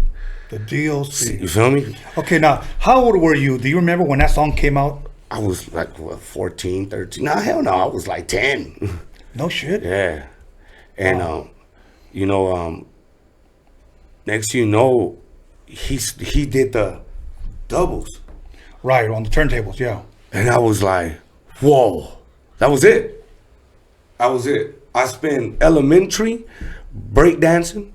For real. I spent my junior high spray painting. Next thing you know, turn into tag banging. Yeah. You feel me? Yeah. Next thing, like, we were into like graffiti. Right. Next thing you know, we have to carry a strap to go even right in Compton. Yeah. You feel me? And it just got real dangerous. I lost a lot of good friends through that, but I kept the music going, and I ended up getting a job at Underworld Records with Big A in Compton. You feel me? But the reason why I asked you about how old were you when you heard that DOC shit, I'll tell you why. Because I remember Sir Jinx, I interviewed him here, Dre's cousin. Yeah. We used to go to a place called Audio Achievements. I don't know if you know where that's located. That's in Old Torrance. Torrance, and I want to say Cabrillo Street, if I'm correct. And that's where they recorded all their music. Okay. Yeah. I remember Jinx was, when I met him, he was 17 years old. I want to say he was 18 now. And we picked him up from his house in LA where Dre was living with him. And me and my boy Angel, much love to my boy Angel Montes, who's probably watching. We get in this brand new car, you know, and Jinx gets in the back and he says, put this cassette in. And we put the cassette in, and it was the Dogg, the Dogg, you know, that shit. And I was fucking blown away. He goes, yeah, they just finished it. And I was like, what? Now, back then, we just knew the Dogg from the Fila Fesh crew from Texas. Yeah. Came down here, recorded that fucking album. And then when I heard, y'all ready for this? It just blew my motherfucking mind, bro. Blew my mind. You know, when I heard that, I was like, wow, this is dope. This is really, really dope. Now think about this, just on a side note. If that would have never have happened to him, where, you know, his vocal cords were cut, okay, maybe rap would never have changed, because he would have kept going, because he was starting, his style was undeniable, bro. It's fucking amazing. Yeah. You look at people like Easy, look at people like Pac, you look at people like Biggie, and they all died one year after another, and then from there music changed. Okay. Maybe music would have never changed if those deaths would have never taken I feel like hip hop needs change though. Okay. That way, because then you get the raw people that really want to fight for hip hop comes out. Then you get the 50 Cents and those type of people that come and like save it. Okay. So sometimes you need that, because it gets to watered down. Like right now, I feel like it's great for hip hop because people are looking for something different now. Okay. You feel me? Since you said you're glad that it changed, or you like the change, which I like change and I like different, but can you say you're happy with the state of hip hop right now? In a way, dog. I'm a DJ. I can't be biased to people's records. You feel me? They didn't like it when we were playing our hip hop. You know, people were doing the Humpty Dance. Come on. And people were like, yeah, that's a badass record. You feel me? So we can't be biased to what they're doing now. Feel me? I'll listen to some of the lyrics and I'm like, all right, that was kind of corny, but the delivery was dope. You feel me? I'm not. If I want lyrics, I'll go listen to Nas or whatnot. If I want to be entertained, then I'll just listen to the radio. Okay. You know what I'm saying? Okay. But I'm a DJ, so I'm a DJ before a rapper. You feel me? So I look at music and listen to music way different. You feel me? And I'm not biased to music. You feel me? Yeah. I have to say that I am. Yeah. I'm gonna be honest. Yeah, with no, everybody has a choice. You feel me? Some people like Cadillac, some people don't. Okay, you feel me? Name some artists and you tell me if you're a fan. Yes or no? Good. Tekashi 6ix9ine. Lil Pump. Travis Scott. Yeah, his beats are cool. Okay. What the hell's her name? That plastic girl. You know a lot of names, bro. You're not liking them, dog. Nicki Minaj. Yeah, I think she can spit. Yeah. I think, you know, one of the females that I think can spit is her. Okay. You feel me? I love her deliveries. The way she attacks the beats are really dope. Feel me? And look, out of that, something like Cardi B came out. Okay. You know what I mean? You like Cardi B? I like some of Cardi B shit. She put me on it. My girl put me up on a lot of stuff. I'm not biased to music. You feel me? The Amigos? Some one or two. I'm like, all right, cool. Okay. Yeah. All right, cool. I'll spend this at a quinceañera. Why not? Yeah. Well, see, and I'm glad that you look at music like that. And I'll tell you why. Because me coming up DJing, of course, I had to play new wave. I had to play Spanish music. I had to play, funk. Yeah. I had to play rap. I even played house, and I started getting into a little bit of the techno before it was called. What is it called? EDC now or something like that. Yeah. Okay. So I got to see music evolve, but I liked it. And I couldn't deny their fucking talent. Today, I just think you got a goofy ass bastard wearing skinny jeans, mumbling shit. Drunk on lean. Yeah. I just can't support that, bro. So that's why I decided to press mute. I feel you on this generation of music. There ain't a lot of shit that I'll listen to though. Okay, you know what I mean? There ain't like a lot of shit that but we'll play it as DJs. Yeah, and not even that. Like there ain't a lot of shit that I'll listen to, dog. Feel me? There's some dope shit out there, but not a lot of shit. Okay, you feel me? And like lately, I kind of had to mute everything. Cause I've been working on my music, right? So I had to mute everything so it won't sound like nothing good that's gonna influence me at all, right? You feel me? And with my producer, I've been really working. Every time I do a new album, I go get one producer. I learned that from you guys. Feel me? To bond with your producer and create that sauce, and that's what I've been doing. You feel me? Even when I did the mixtape with Yella, I tried to keep like a lot of mixtapes, a lot of producers away, and try to just stay with the ones I know. You feel me? To give them the shine. But after that, I went and worked on an album that just with solo producers. Okay, that's something that you guys put out a lot. You feel me? And people don't do that. Right. Like how you said, some people should be sounding like a compilation of producers too. Right. Yeah. You feel me? You're right. You know what I'm saying? Like, what is your sound? Right. What is your and who is your sound? No, you're right. You feel me? Right. And a lot of people don't look into that. But me, as as a music lover, I definitely been doing that with my music. Now you said earlier that you were a DJ first. Yes, sir. Okay. You said, if I'm correct, your next door neighbor had 2 turntables. Yeah. Is that how you got introduced to DJing? Yeah. And then from there, what made you take the next step to say, I want to do that shit? Oh, my padrino's Mr. Peabody from the Latin Underground. I used to go to all the raves and all that, all the techno and all the house stuff. No shit. Yeah. Okay. See, I would have never guessed that, bro. Yeah. You feel me? So we got a raver from Compton. Yeah, we used to go to the raves and all that. But then, like someone's at Compton, we started breaking into the cars and all that shit. We couldn't go no more. But yeah. Of course. But DJing was always a part of my life.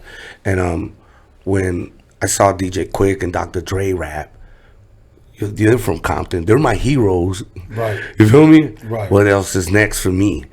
Feel me? I went on tour with Coolio. I toured the world. Oh, you feel me? Yeah. But I wanted to know what was next for me. As my music.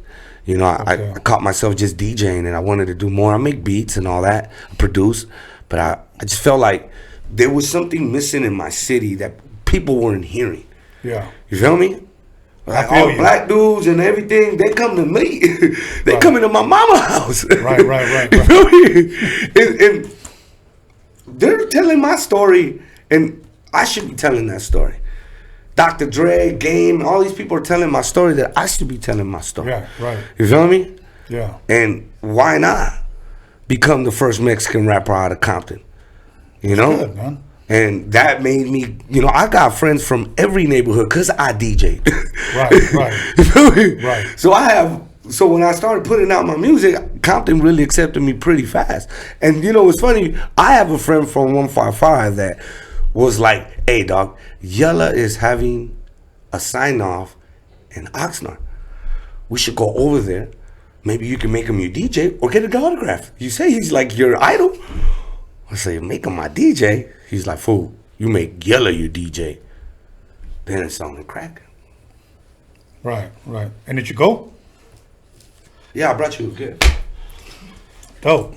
This says DJ Yella presents Kiki, do you love? No, Kiki Smooth. Yeah. CPT mixtape. Yeah. Hell yeah. You know what I'm saying? I made, instead of dreaming it, I put a plan in motion. Right. And we drove over there and we waited in line. Yeah. And when I got to him, I told him, I'm just like you. That's dope, man. I have street knowledge and, I have an attitude.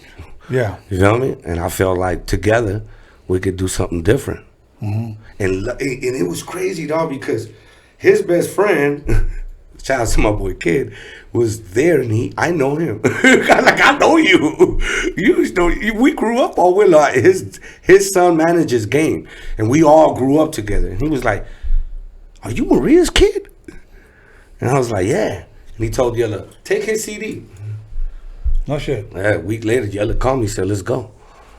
No shit. Damn, that's dope. I have 3 of those that we still ain't brought out because Yella's Right. still touring and doing his thing. He's like, I want to make sure we do this right. Right. So, that we brought out that one.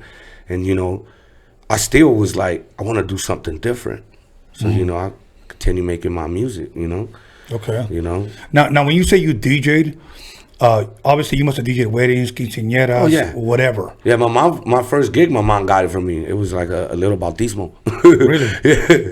Yeah. Mom's was always like, all right. A lot of times, a lot of people don't realize the fucking hard work that goes behind doing all that shit. I mean, back in those days, though, Yes. when you had to carry the speakers and the amps. The amps was like the heavy part. Then the coffin, you feel me? Then the records was like, oh my God. It's like, you want to take a selection with you. Yes. So I mean, I like once I got cracking, and before I got with like Underworld Records and all that, I was doing all the house parties for like Bloods, Crips, SS, anybody that was booking me, giving me at least $250. At least. Right. At least. I would even take the strap in the DJ, because it's crazy.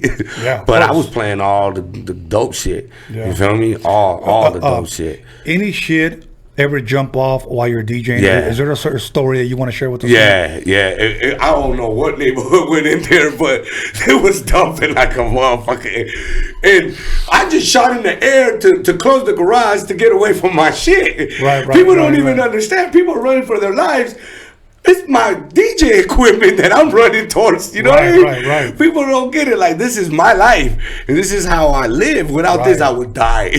So get away from my DJ equipment, dog. That's all it was, yo. Okay. But yeah, motherfucker just blasted. Nah, they went in there. They was like, "Fuck y'all." I can't remember what neighborhood I was DJing for, but I was DJing for a neighborhood, and it was a SA neighborhood. Right. And some other motherfuckers went in there and dumping. And I was with my 2 little cousins. I remember pulling them into the garage because they were going hard. They were really going hard, dog. I got a similar story, but nothing jumped off. Thank God, bro. We pulled up to this party, quick story, and there must have been, honestly, like maybe about 100 fucking veteranos, bro. This dude had just gotten out for doing 20 years and we were DJing this party. I didn't know until I got there. My boy goes, "Come on, man, we're DJing. I'll give you $100. Just spin for a couple of hours." I was like, "All right, cool, whatever." We pulled up. It was in Santa Ana, okay? And we set up. I just saw nothing but fucking dudes, like no rucas. So I don't know what the fuck was going on. But they had kegs everywhere. So everybody andaban la emborrachada, you know what I'm saying? So I'm just sitting there like, okay, cool. So I'm playing music. All of a sudden you see a bunch of dudes just dancing. Dudes. So I didn't want to fill in the blank. So I was just like, okay, cool. I'll keep them dancing. This one motherfucker comes up to me. He had a tank top, big ass fucking arms. He's the guy that just got out of fucking prison. His arms looked like he was carrying fucking little marranos, little pigs, bro. And he goes, "Hey, homie," and I go, "What's up?" And he goes, "Play War or Else." That's what he told me. What the fuck? Yeah. What are you doing? Damn. And then back in then it's vinyl. Yeah, it's vinyl. Do you actually have the War album with you? Yeah, I did. And I go, well, but everybody's dancing. He goes, "Play War or Else." And I was like, "Fuck, dude." So I pulled out War and I said, "Which one?" "I don't give a fuck. Play the album." That's what he said. So I said, "All right." So I got the fucking mic and I said, "Okay, what's your name?" I forgot his fucking name, but I played the record, turned everything down, and said, "This goes out to so-and-so because he wants to hear this." So I announced it so everybody can look at him. And then it was "Me and Baby Brother," that song, okay? So I bumped that motherfucker and it had just hit 10 o'clock. And they're all fucking dancing. Cops showed up. Oh, yeah. Hell yeah. Cops come over here. I already got paid. I said, "Please stay here. We're going to get our equipment. We're going to get the fuck out of here. Please." So they helped us get home. And I found out later on, my friend gave me $100, but he made $600. Oh, that sucks. Yeah, bro. And I got fucking killed. Damn. But anyway, so the DJ life was fucking hard back then. Hey, back then, we used to even go as hard as, like, if the party was boring, we would call the cops on it. Can I use your phone? Yeah. No, we would go to the payphone and call. You know, this is back in the days. You got to go to the payphone and just call the cops. Right. And they would go home. We getting paid. So for how many years would you say you have been DJing now? All my life. All your life. So about what age you start? 15. 15 years old. Okay. And when you started rapping, what was it? I think you mentioned DJ Quake, Dr. Dre, or whatever. Is that what made you start like, fuck it, let me go ahead y a ver qué pasa? También mirando Game, you know what I mean? One of my brothers from my street, you feel me? Get that far. And when he was doing his thing, I was already touring with Coolio. Okay. So he would hit me up and all that. And now, how did you meet Coolio, and how did you end up touring with him, and what were you doing on the tour? I was his main DJ. After Fat Box, I got in. I know his nephew. Okay. And he would go to the record store all the time. And back then, I would buy pounds of Chronic from him. Okay. You feel me? And right. We would just slang. And when, you know, he knew I could DJ my ass off. I won a few little Guitar Center things and all that competitions. You feel me? Right. So, you know, one day I'm chilling in the neighborhood, selling my little nickels and dimes. You feel me? And my brother comes in the skateboard telling me that I blow ghosts. So, you know, just, you know, back in the house phone days. So, you know, fuck, all right. So I'm thinking he got a new batch of, you know, some Chronic. Yeah, right. Run over there, and I was like, what up, dog? He's like, can you be in Texas tomorrow? Así nomás? Sí, güey. And I was like, for what? Nigga, I ain't trying, man, dog. What's up? Did you get some new shit? Right. He's like, nah, Coolio needs a DJ. I told him my new one. So now you gotta come. Why? He's like, dog, they're gonna pay you $500. Oh, I'm on my way. What up? Boom, went over there. I had never met Coolio ever in my life. You fly, you drive? Yeah, no, they flew me over there. Boom, got there, met Cool. Cool was like, where you from? Like, Compton. Oh, finally got somebody from Compton. I told him I grew up in this neighborhood. Right. I used to watch him rap when I was a kid. And what year was this? Fuck, what was that, like 2005? Okay, so this is way after like Gangsta Paradise. Yeah. Fantastic Voyage, all that shit. Okay. Yeah, so that's why we were just always out of the country. Wow. Yeah, we never really even did shows out here in the United States. Yeah. For rappers today, I usually like to try to encourage them that don't try not to look as you're going to make money here. It's usually outside. Yeah, definitely. And we toured. We lived in our suitcase for months. Yeah, it was beautiful. I learned a lot. To this day, I tell him my show, the way I execute, is from being on those major stages. Right. You feel me? Like, we did majors. I've seen people like collapse to Gangsta's Paradise. You feel me? Yeah. For real. You know I me? believe it. I understand what it is to connect with people. Feel me? Like, when I rap, I really try to my shit is on another level, because I try to connect with people to see that I'm here for them too. Okay. You feel me? You gonna feel a vibe. At that time, were you rapping already? Nah, I was his hype man though. You see, I was just the DJ. I didn't, you know, un saludo a la madrina. That was about the most I ever been on the mic. You feel me? I never wanted to do that shit, bro. I really? never wanted. I told my homie, go ahead, talk. Yeah, but you know what? I would watch the conjuntos and be like, you know, watch them fools talk. I swear to you. Yeah. You know, you're sitting there eating them free mole at the quinceañera, and you're watching these dudes. And I'm watching these dudes in the suits back, you know, they go hard too. Right. So I learned how to be a master of ceremony through that and Coolio. Now, master of ceremony. See, a lot of people don't even know today, younger people. Yeah. And I started out by, I think like 4 years ago, I asked my youngest son, he's 20 now, but he was 16. I go, do you know what MC is? What an MC is? And he was like, no. Okay. I remember he read MC Ren, the name. Oh, yeah. And that's one of the best. I go, do you know how to pronounce that? Now, think about how this younger generation thinks. McRen? He said Macren. Oh, yeah, but McRen was another one that I asked somebody. They didn't know, and then I said, now, do you know what MC stands for? And they didn't know. Yeah. But you said it, master of ceremony. Yeah, and that's really... You have to be. You have to be. You have to know how to, you know, another one, you know how to master of mic controlling. Yeah. You feel me? People don't understand that that's an art. Right. You feel me? It's an art, dog. Like, the greatest, when they perform, that's the reason why people are paying to perform, to see them perform. Yeah. Because it's emotional, it's beautiful, it's exciting. You feel me? Right. They give you that roller coaster of what music is. People don't understand that nowadays. You feel me? Right. People, I mean, everybody can rap, everybody can rhyme. And I'm cool with that. But, you know, what are you going to do when it's time to really present it to people? Are you going to go up there and hold your balls and put your hoodie on? Most people do that. You feel me? Yeah. And, you know, like, I tell people, like, I'm an entertainer when I'm up there. Yeah. I'm a whole different animal on stage. Right. I'm you know, I got all those stones in my glove. Feel me? Right. For real. So I got all those stones in my glove because when I'm in the studio, I'm a different monster. Right. Feel me? You want to get in with the pen, you know, I'm a different monster. And when I'm in entertaining, I'm going to touch you. Right. I'm going to make sure I touch you. If there's 3 people in my show, Right. you 3 motherfuckers about to get entertained and feel really good. Get your money's worth. Yeah, by the time you leave, you 3 motherfuckers are going to love me. You feel me? Right. Because I love y'all. And that's how I'm going to bring my shit to the stage every day. That's You dope. know what I mean? And how long were you gone with Coolio? Yeah, I know you said Yeah, months at a 5 time. years 5 of years. nonstop touring. it was a blur of insane. No shit. We're talking about Coolio. You know Coolio. Of course. That's from your era, brother. Yes, of course. You know what I mean? I don't like putting nobody in blast, but my brother is not. Well, it was not at that in his right mind. He introduced me to some shit. I was like, what the fuck? No. no. You know what I mean? Like one of my greatest stories is we're doing the U.S. Soul tours, and you know, touring for the Army and entertaining them, right? And the government is giving us a 2-day, you know, free wherever the fuck we want to go. And he asked me, he's like, we already toured the world. Where you want to go? I'm like, Amsterdam. Take me to Amsterdam. You know, back then, it's like, that's where you want to go. Right, If you smoke weed like I smoke weed, you want to go to Amsterdam back in those days. Took me to Amsterdam. He takes me to, you know, all the flamboyant spots he knows. And, you know, I took some mushrooms. And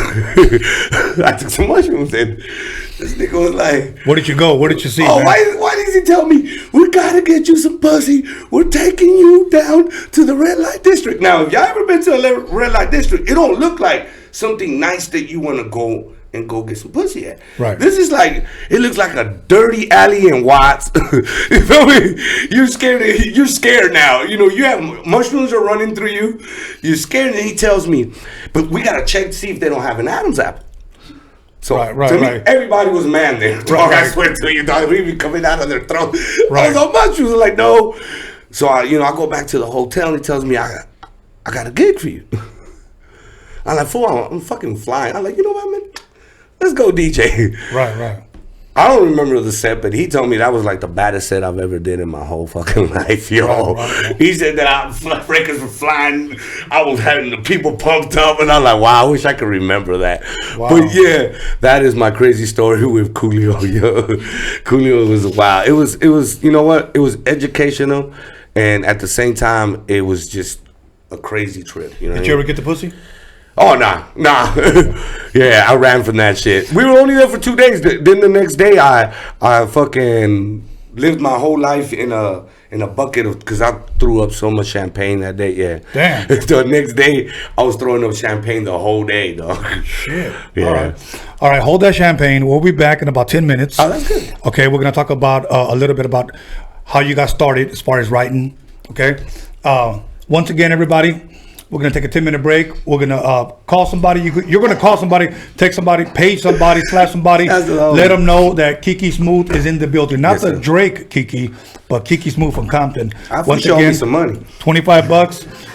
Mixtapes. Roadium MIXTAPE, DOCUMIXERY.com. Johnny Boy, take us away. We're back in 10 minutes. Go take a shit and come back.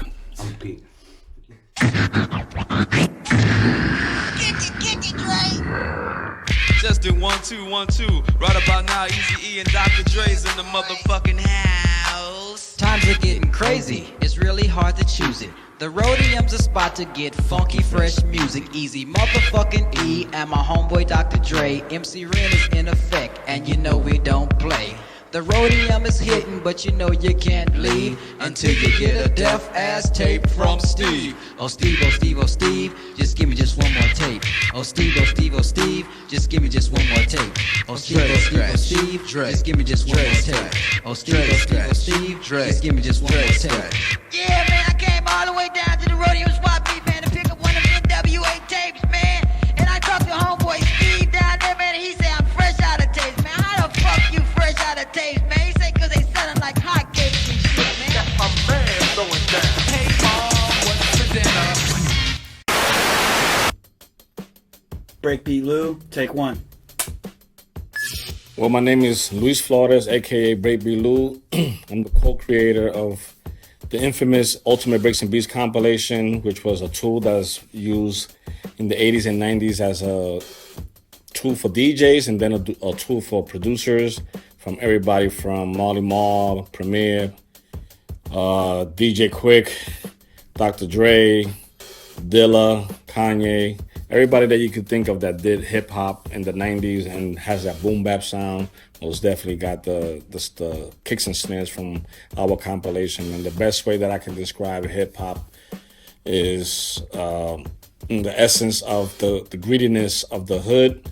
And I say we were instrumental for keeping hip hop, because without our compilation, most of the canon break beats and the break beats that became so infamous with records would not have been able to be obtained unless we released the records we released. So, God bless Breakbeat Lenny that's no longer with us, and my man Kev Harris for doing the covers. But, UBB is most definitely the Bible for 90s hip hop, for sure. When did you first hear of the Roadium or Steve? Wow.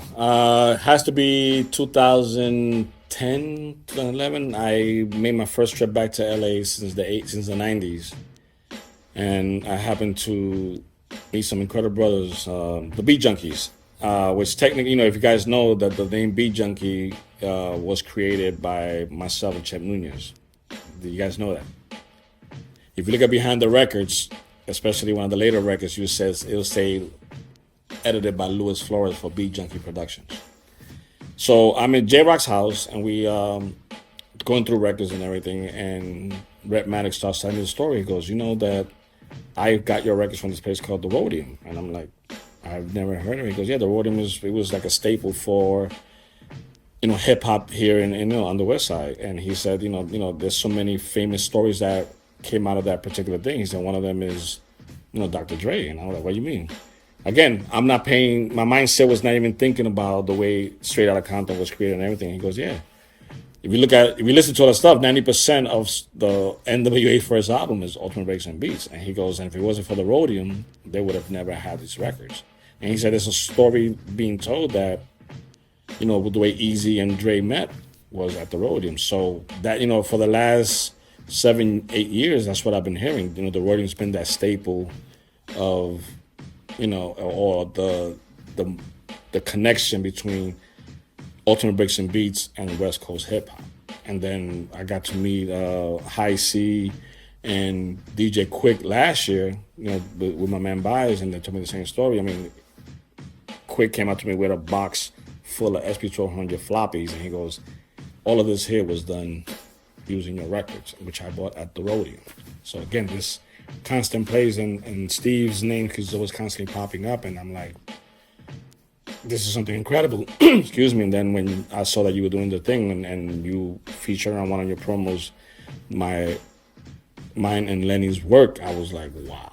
So then I had to be a part of this, because again, it's just a historical aspect of this incredible culture that again started as a little thing in New York and has become a worldwide phenomenon.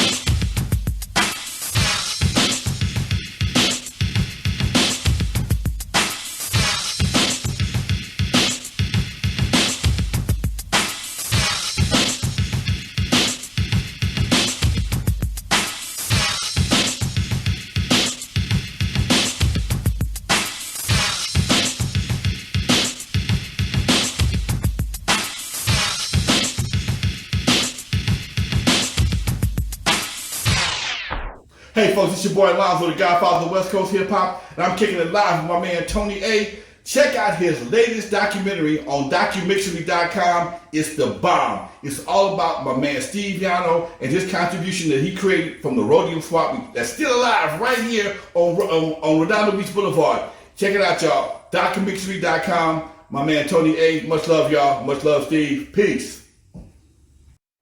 Once again, everybody, welcome back to Roadium Radio, episode 30. You know, we just finished interviewing K.A.S. Now we're interviewing Kiki Smooth. But before we get back into his interview, once again, $25 for all 4 mixtapes. The Roadium Mixtape Documixery. We are on all major platforms. As a matter of fact, I'm not even going to name them. If you don't find us on one of the platforms, let us know, because they are all on major platforms now. So once again, Kiki Smooth, we were talking about you were on tour with Coolio for about 5 years, okay? You came back, you were a DJ, you were a hype man, you were into shrooms, Amsterdam, and pussy. Okay, now, when did you start taking this serious where like, okay, I'm going to start fucking rapping?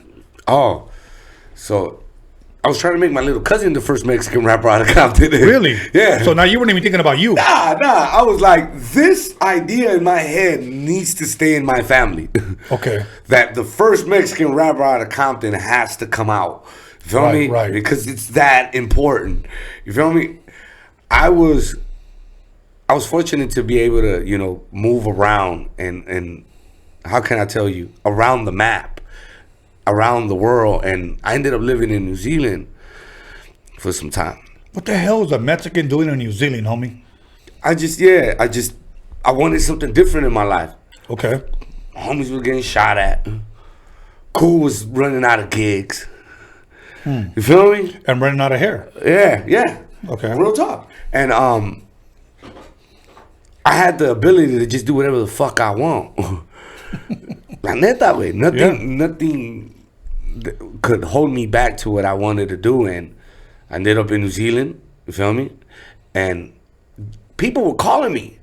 Like, Game just dropped an album. And he gave you a shout out in the goddamn album. So I kept telling my little cousins, if Game mentioned us, dog, mentioned me, my brother, and everybody, this message that I'm trying to tell you, you have to be the first Mexican rapper out of Compton. Yeah. And he's like, fuck it. We started, you know, shouts to Brother Cam, you know what I'm saying? Right. He would, you know what I mean? He came around, helped me out, you feel me? Try to develop the homie. My little cousin was dope. He was stage fright. Yeah. And that's almost something at times you can't get rid of. Yeah, and it became like an anxiety for him. Yeah. You feel me? Yeah. Because Cam's putting us out. Yeah. And that's my brother. I love Cam. That's my brother. For reals, man. He even, you know, helped me out on a lot. And so my cousin didn't want to do it. Shit. Right. What am I supposed to do? Like, fuck it. Let me try it out. Yeah, and that's all it was. Let me just try it out. Let me try it out. Always was like, nigga, you whack. But I'm showing it to like a block full of Mexicans and blacks. Right. Because on our block, like that's how we hanged out. Right. The Crips hanged out with us. You feel me? Right, So right. we're all kids, and you know I'm showing them some shit. And they're like, nah, the homie Blue, he hard. That's my cousin. Right. But you whack. You were like, pues ni modo. Güey. And I just kept it. I just kept going. And you know, like, it got to a point where I was like, I gotta find this. So I gotta find this, dog. I gotta find this, and I found it. Right. I found it. Just the way I found DJing. Right. I locked myself in that room and found it. Who would you say, you know, let's just say maybe even before Coolio, growing up, who were some of the rappers that you loved listening to, bro? Man. Like, just to name a few. I know it's a lot. But it was insane because it'll go from both coasts. Because I would do the rock cams and, you know, right. You know, the KRS ones and stuff like that. But, like, Easy and of course. And like, everything that was coming out of Compton to me was infatuating. Yes.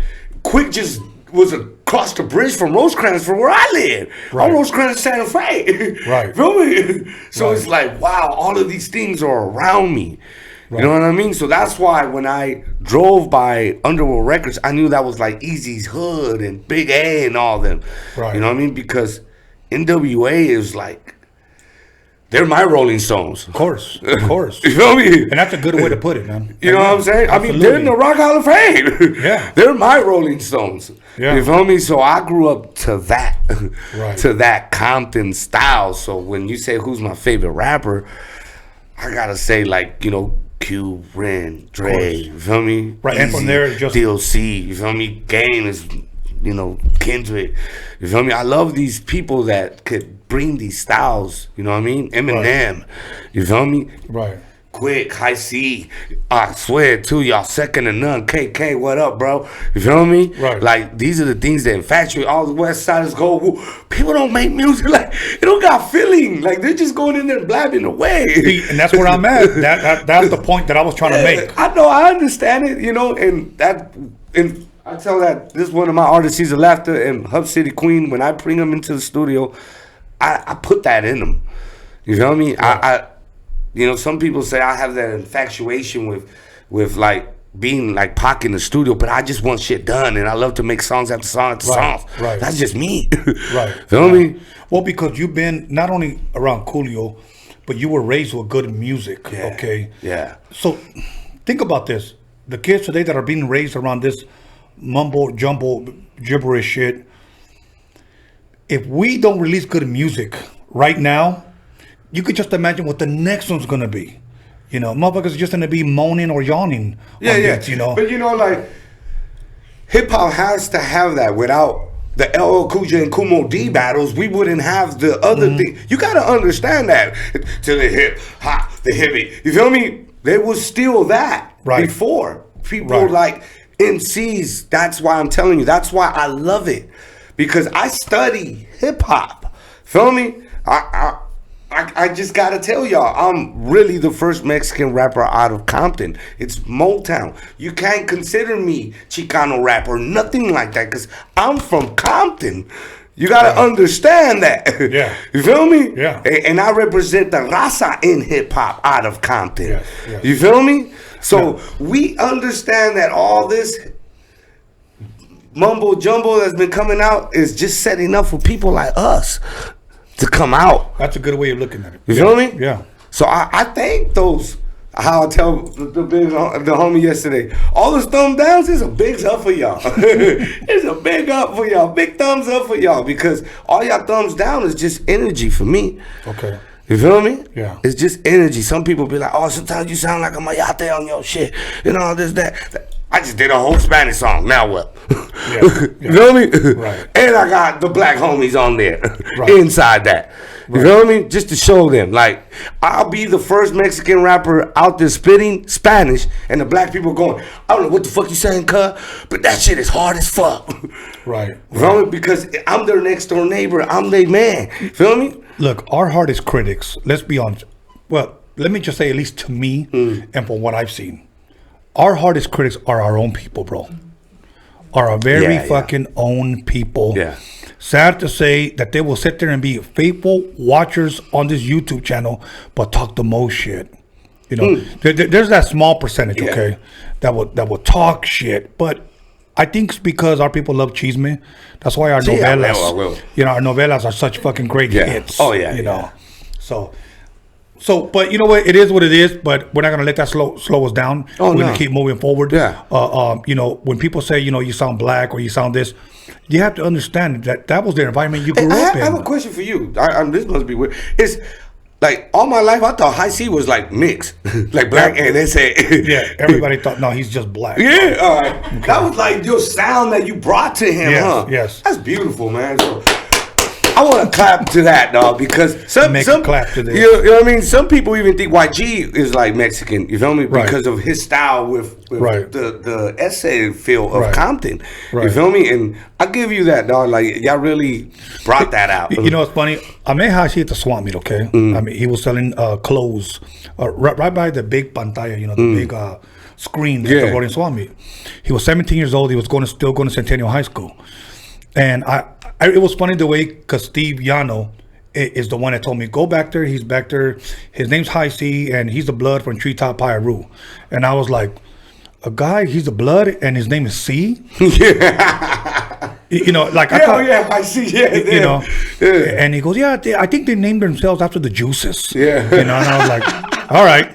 So I went back there and met him, but that was really his neighborhood. I went down there, and I remember he drove to my house in a white El Camino with green leaf and gold leaf, you know, all kinds of shit, you know. But it was dope, you know. I mean, that was the shit back then. He had big ass fucking dookie braids. He had them thick ass corduroy pants from the Compton Indoor, you know. So he was Compton, you know. Rest in peace, Compton Indoor. Yeah, exactly. And what happened was, I remember I would say some words in Spanish, and he knew some because he grew up with Mexicans too. Yeah. So he would say like, "Mi high sees one mean compadre, tú no me gusta, chinga tu madre." So from that shit, everybody thought he was Mexican. You know, everywhere we went, everybody thought he was Mexican. Yeah, I thought he was Mexican. So, that's why I had to ask you that question. So it was funny because when he was here, I said, "Okay, High C, let's clear it up. Everybody wants to know if you're Mexican." He goes, "Tony, I don't know. They're just gonna have to find out." So trying to sound all fucking mysterious and shit.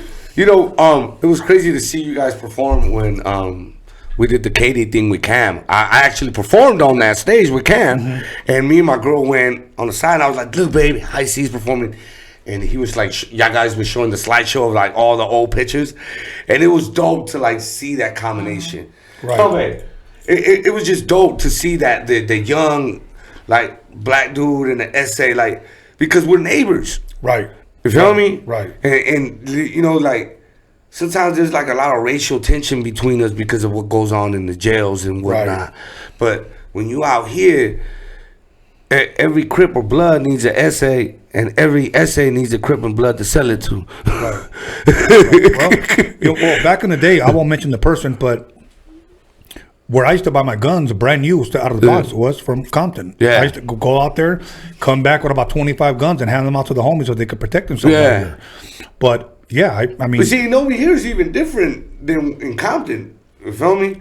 Because in Compton, you have a hood that doesn't like Mexicans, but they also have a hood that does like... They do kick it with the Mexicans. Right. Feel me? Because they have to deal with the, you know, the situations in the streets. Right. And we bring it and they, you know, they distribute. And that's just how it's been going for years and years and years in lifetime. Right. So people have been telling me, like, now that you're doing Spanish music, how are you going to do that? And that's why I put the black homies in there, because I want to show people, like, well, I've been doing, most of my fans are black.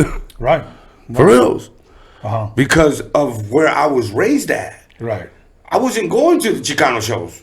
I was going to the black shows to go show them that I could spit. Yeah. Well, I was the same way. DJing, that's the way it was. As far as DJing, like for High C Quick, it was all black people. Yeah, bro. I was going into what it is. You feel me? And that's how I really got respect in the hip hop world. Now let me ask you this. This is kind of a how do I say it? Well, I'll just ask. Did you ever get any shit from Raza because you hung around with a lot of blacks? Definitely. Definitely. Okay. But you know what I tell Raza? No, pues no se agüite. Oh shit, you don't know how to speak Spanish? No, puta madre, güey. You want me to talk like a European then? Right. So that's okay. Right. Exactly. So that's okay. Right. You feel me? No, I feel you. So that's the part that trips me out. That they get mad that I sound black sometimes, but when I talk to them in full Spanish, they can't handle a conversation with me. Right. Now I go paisa on these motherfuckers. You feel me? They don't know. I will go paisa on them, you know, and really show them. And that's why my music is speaking like this. You feel me? To show them, like, listen to me. We are gonna be successful at what we do. Yes. If we're stick together, because they love us already. Right. You gotta understand they're using our lowriders, our women, and everything, our culture in it. Right. You feel me? Say that again, man. They are using our women, our lowriders, our culture, everything in their music. Yes. So we have to have somebody like me come out because they love me already. Right. Why not you, right? Why not? I'm from Compton, California, the Motown of rap. That's it. I like the way you put that, man. You feel me? That'll be a dope ass shirt too. Think about that. Tony G's ready to just. I love you, brother. No, I'm serious. I think that shit will work. I Man. just feel like us as Raza need to understand that hip hop is where we belong. Yeah. Feel me? Uh-huh. I love everything we do as people. You know what I'm saying? And people need to understand that we have value. And our value is very, very high. We brown excellent. We brown and beautiful. Right. You feel me? The best food in the world, bro. The best. The best. The best. Yo, it should be like taco every day. Do you know what I mean? Taco Tuesday. It should be Monday, Tuesday, Wednesday, Thursday, Friday, Saturday, and Sunday. Right. You know what I mean? Like, come on. Pink taco. Yeah, like, come on. All taco month. Okay. Getting back to you rapping, you said, fuck it, let me go ahead and give it a shot. Okay. You locked yourself up in the room, you started writing or whatever. What were you writing to at that time, bro? Do you remember? Were they just instrumentals? Was somebody coming up with beats? Okay. Like, nah, as a DJ, I know producers. Okay. I know people. I'm not just a little poo butt that's gonna start rapping. Right. So you call somebody, hey man, I need a beat, or you got anything, or like how did that come about? So I worked at Underworld Records, and that's where I met a lot of producers. My boy Caviar. Okay. Now, Underworld Records, for people that may not know where that's at, can you let them know? Well, that was in Compton on Alondra Boulevard. Okay. That was owned by Big A, you know what I mean? That's Rich and Ruthless, you know. That's where I met Little Easy and everything. Okay. You know, that's all the Wright family. Okay. Yeah, so that's how I kind of hooked up with BG Knockout. BG Knockout was the first one to, you know, like, help me out. That's dope, man. Yeah, Brother Cam, those dudes just like, yeah. You know, and it was a lot of years of not knowing what to do. Right. It was just rapping. Right. You know, like, where am I taking this shit to? Right. You feel me? It was a lot of years of that, and drops a few shits. You feel me? Shout out to my boy Superman. Next door to Fat Beats was a dude, and it smelled like cushion. That nigga's stuff in his shit. Right. And we was out giving out the little CD that I had called Los Dia de los Muertos. I had a CD called Dia de los Muertos, and me and my boy Gabriel, we're in front of Fat Beats just giving them away, and you know it's two bald head Mexicans, dog. Around what year was this? Ooh, what was it, like the early 2000s, like 2000s. Okay. Nah, it's like 2010, 2007, something like that. Okay, and who produced those beats for you? I did. Oh, you just started fucking around. around? And some instrumentals, but I produced the majority of those on there. No shit. Yeah, I make beats too. I play the piano. I studied y'all, man. You know, we'll talk about that another day. And we put it out. The homie was like, "Look, man, I'm about to call the cops on y'all because I got all this kush up in here." Right. But your drive, man, I gotta respect that. So I'm gonna help you out. If you can beat me in this chess game, I'll show you who I am. I'll beat the crap out of him in chess. He introduced me to a lot of people, put me out there. No shit. Yeah, he put me out there, and I mean, we gave it a go, and it failed.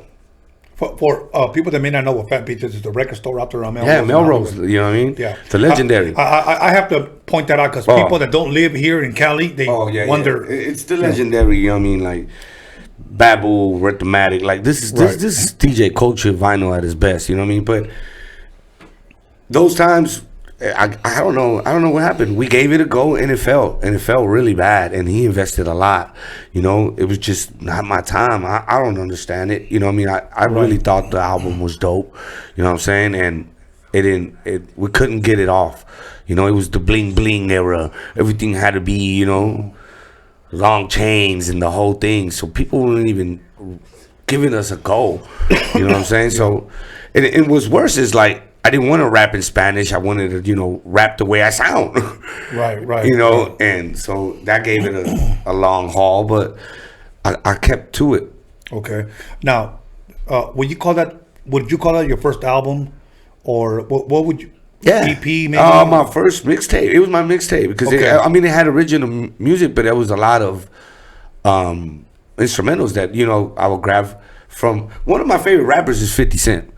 Okay. You feel me? What do you think it is about him that you say? I love his punchlines, his whole mentality. You know what I mean, of what it is to create a song, and his business is flawless. You feel me? And the way he just marketed himself and put himself out. Right. And that's when I kind of was like, what am I supposed to do? So my boy Superman introduced me to a guy named Slim the Mobster. Okay. And he wrote all of Dr. Dre's stuff. Okay. And took me to those studios and showed me what it is to write for other people. And he told me, you could do this, Kiki, because your pen is ridiculous. So I went and wrote for Frost. Really? Okay, can you say that a little bit louder? I went and wrote for Frost. So I wrote a lot. That's how I met K.A.S. No shit. Yeah. Well, a lot of people don't know that he had a lot of, people that write for him. Back then, I don't think we called them ghostwriters yet. Yeah. Well, I wrote a lot of records for the OG. And the OG knows what's up, you know what I mean? Cam's my family. He took me on a show where the OG was rapping some of my records, and I never told Cam nothing. And Cam was like listening to the OG rapping my records, and he's like, "Hey, cuz, why does it sound like you?" Wow. One of my black homies that knows me, my bro Mike, was like, "Cause it is him." No shit. And he was like, "Damn, Smooth, I didn't know you get down like that." I said, yeah. But I'm going to tell you this. Thanks to the OG, I learned the business. Okay. I did the same thing you did. Okay. Are you still good friends with him? Oh, yeah. I had a bad taste in my mouth for it. But how can I tell you? It was my fault. Okay. You feel me? Because I can't blame another man for what I didn't do. Right. You feel me? At first, I was like, damn, these fools took advantage of me, blah, blah, blah. But I was like, well, how dare do I go on the damn ring without gloves, you feel me? Right. And get disqualified because that's what it is. You know what I mean? If you don't know the business, you're really going to get fucked. And I was really there just to show people that I can really rap. Okay. You feel me? And I forgot about the business part, bro. Yeah, of course. You feel me? Of course. I forgot the business part, so it took some years for me to just, kind of calm myself down. Okay. And really, I mean, me getting fucked out of that got me yellow. No shit. So if Frost would have never did that, or not even that, just like, I don't know, there's no money for you. You know what I mean? Right. I would have never had the power or the mind power to just say, nah, this ain't it. Right. This gotta be more for me. Right. Fuck it, let's go to Oxnard. What else could I do? Right. Well, let me say this, and then we'll change the subject on that one. There's a lot of people that feel exactly the same way. Oh, I understand that. Okay, and I we'll leave it understand at that. I met a lot of people, and I tell them, dope.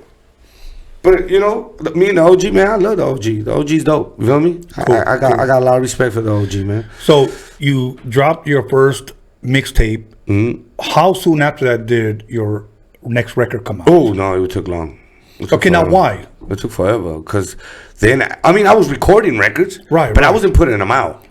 Okay, then what were you doing? I was just recording. Like, you're not just gonna put out your shadow boxing. That's idiotic. Mm-hmm. Feel me? You gotta train. Right. Okay. Feel me? I get it. And I just was not putting out nothing. I wrote for the homie, and then I put out a song called "What's Up, My Boy," and it got it cracking. Really? Yeah. Okay, and that was your song? Yeah, that was all me. Okay, what year did that drop? That's one thing I'm starting to realize about rappers. They don't remember their years. It's because you know why, man? It's just because after that, it was just I'm another person that just writes a lot. Mm-hmm. I write a lot, big dog. I believe you. You know what I mean? So yeah. when you're telling me what year a record came out, I will tell you the record, but the year I just can't because I'm so on to the next. Okay. You know what I mean? Because either that or I'm just getting old, bro. Because when you get old, you remember years. No, I do remember years. It's just I can rap the songs for you. Right. You know what I mean? Right. But it's just so much that I've been doing with writing that I'm like, ooh, yeah, good one. But yeah, that kind of took it off because I know Benny Boom, and at the time he was filming the Tupac movie. Okay. You feel me? So they put like a little Tupac kind of compilation, and Grasa won. I ended up winning. I ended up getting the video, the whole thing. Really? And you know, now you fill us in a little bit on what do you mean by you ended up winning? Oh, there was a competition, like a performance competition. And I told you I don't play around when I go to any performance. Right. I'm gonna entertain you. You're gonna get a show. Right. And that's what I did that day. I was so focused that I was like, no one's gonna understand the energy I'm gonna bring to this. And it wasn't screaming, it was just the hypeness of the music. Because I don't pick my sets like rap battles. And what's dope about having your own DJ is to look at the crowd. We're gonna play this record, we're gonna do this record. But you said they was gonna, I don't care, we're gonna switch the set right now though. Right. There's too many cocks in here. We're gonna give some MC shit right now. All right, you know? Right. And that's how that shit happened. You feel me? I won. You won. That's dope, man. And Glasses Malone and all them was in there, and you know that kind of busted a situation with Glasses Malone, and they're doing some records with him. And shout out to Glasses Malone, another big mentor of mine. You know, always giving me great advice on how to push it. You know, and that was one of the reasons, you know, my message has gotten bigger, is because I got to like talk to people like Brother Cam and Glasses, and you know, making me understand how important it is for my raza to have that out of Compton. You feel me? Yeah. Because my raza deserves that. Yeah. Because when they were saying, "Hey, Mr. Dope Man, you think you're slick?" That was us selling it to them, right. Not us getting it from them. You know what I mean? And I really want people to understand that's my music that's gonna bring that. You know. By the way, did you like the Tupac movie? Yeah. I mean, I love all hip hop movies. You know what I mean? Like, you're not gonna get exactly what you want. This is Tupac. You know what I mean? You're not. Did you like I was at the filmings of the Straight Outta Compton thing. I thought it was dopest thing. Shout out to my boy Jason Mitchell. The guy that acted as Easy E is my best friend. Me and this dude, we kicked it like crazy. When we watched it the second day it came out, he called me. He wanted to know my opinion on how he acted as Easy E. Because when they brought him, they were like, they drove him through Compton. And he was like, Kiki, I can't do it like this. I need to see Compton. So me and she took him to Compton. No shit. Hell yeah, we took him to Compton. We told people we can't take pictures and not and he understood it. Okay, now for people that may not know where he's from, where is he originally from? From New Orleans. Okay. And he's one of us. He waited in line just like me. You feel me? Right. I waited in line to find Yella. He waited in line for months. And still got the part, dog. That's why I fucks with that dude every day. And you know, when he's doing all these movies and still liking my stuff, hitting us up, man, like, it's beautiful. He doesn't forget us, dog. And I love that. That's I dope, love that, man. yeah. That's dope. Well, you know, it's funny because I have a boy, big shout out to my boy, DJ Toro. He DJs for Raekwon, 50 Cent. He hosts the show in New York called This Is 50. And whenever I go to New York, I go and I stay with him. He lives in Harlem. And when he came down here, I met him on MySpace. You know, that old ancient fucking, you know, where back in the day when dinosaurs used to roam the earth. He hit me up and he tells me, "Hey, are you Tony A the Wizard?" And I was like, "Yeah." And he was like, "I thought you were black." And I was like, "No, I've been Mexican all my life." He was like, "No shit." He goes, I had your tape, 88 Boom and Bass. I got it in 1989. Oh. And I said, "No shit." And he goes, "Yeah, dude." And we were just chatting on MySpace. And he said, "I would tell everybody in Harlem, in New York, this is the way mixtape should be made." Wow. Okay. Now, again, these were mixtapes on cassettes. Okay? Yeah. So he said, "I'm flying down. I DJ for a lot of guys from the Wu-Tang Clan." I'll be honest with you, I didn't fucking believe him because MySpace, and I thought he was pulling my fucking tail. So when he lands, he hits me up and he goes, "Hey, can I get your number?" And I was like, "Yeah." So he calls me. He goes, "Hey, I got Raekwon over here. I want you to come meet him." So I said, "All right, fuck it, let's go." So I went over there, went by myself, met everybody, bro. Wow. He was DJing for them at the House of Blues. So I believed that this motherfucker was real. Then he tells me he toured the world 5 times. 5 times, bro. And I was like, "No shit." And he goes, "You and a guy named DJ Red Alert, okay, who's from Harlem as well, said, are the ones that encouraged me to do what I do today." And I'm thinking, me? Like, what the fuck? Are you serious? He goes, "Bro, let me tell you something. I wanted to meet a lot of people in my life, but you are one of the top 3, he said, because you are the one, after hearing that mixtape, you know, so it encouraged me to do what I do. So, anyways, he flies down. The next day, he tells me, hey, man, can you pick me up and take me to Compton? And now, this is when the Compton Indoor was still around. Okay? Yeah. And I said, I think it was 2005. I don't know when they closed it down. Okay. Yeah. But I go, yeah, I'll pick you up. He said, can you play like some West Coast classics? You want to feel it. Yeah, dude. Yeah. So I picked him up. As a matter of fact, I was one of the first guys that had a Chrysler 300 with a Hemi in it. Oh, okay. So I picked him up, and I was bumping Mary Jane. Yeah. I was So Rough, So Tough. You know, took him to Compton Indoor. He bought a LA hat, bought a Compton hat, bought some drawers and socks or whatever. That was the spot. Yeah, that was it. That was it. I say it in my song. I'm Mr. Compton Swap Me. I have a song called Back to My City, and I say it in there. Like, that's why I say rest in peace to Compton Swap Me, because it was like, I would go for just everything. Even the arcade. Yeah. You know, that was a highlight, because in the 80s, me and my homies used to like get fucked up, hop in his car, go to the Compton Indoor, and just walk around and try to talk to all the Mexican hyenas. Yeah. You know, they used to work the stands right there, you know. And you guys used to go to the corner stand in Indiano's cassettes. Yeah. Hey, dog, one time we saw y'all, it was you, Quick, and High C, but there was like all kinds of people around y'all. We was kids and shit. We were like, damn, y'all was like putting up the pictures. Those were my things. I always wanted one of those pictures of, like, as a rapper. They don't do that no more. The glossy. Yeah, you know what I'm saying? Like, they don't. I always wanted one of those. Like, those were my things, and I used to like go to that cassette spot and buy all my stuff right there. Yeah, like y'all gotta understand. Like, I grew up wanting to be y'all. So how you said like that dude wanted to always meet y'all. That's how I feel right now. Right. Like, I always wanted to meet you. You feel me? Because like I even told Yellow, like, wow. He introduced me to the Arabian Prince, and I almost freaked out. For real. So I was like, oh shit, it's the Arabian Prince. Like, you know what I mean? Like, you West don't Coast get to meet these people. Yeah. You know, like, I have another question for you. Who was your DJ hero? Who got you into that? Okay. Long story, but one day, but I'm going to share that with you now.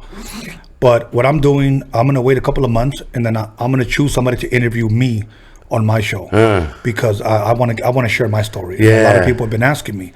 So I would say this. The very first DJ that I ever saw was at VIP Records. I was maybe about 13 years old. And I saw a guy named King Tim. That's what he used to call himself. He was the owner's brother, Calvin Anderson, and then he had a brother named Cletus Anderson. But King Tim, he was cutting the sucker MCs by Run DMC. And I thought it was the most fucking amazing thing I ever fucking saw, bro. Okay, he was the first guy that I ever saw do this. Yeah. And then I remember seeing on TV, I don't know what it was, but I was watching TV.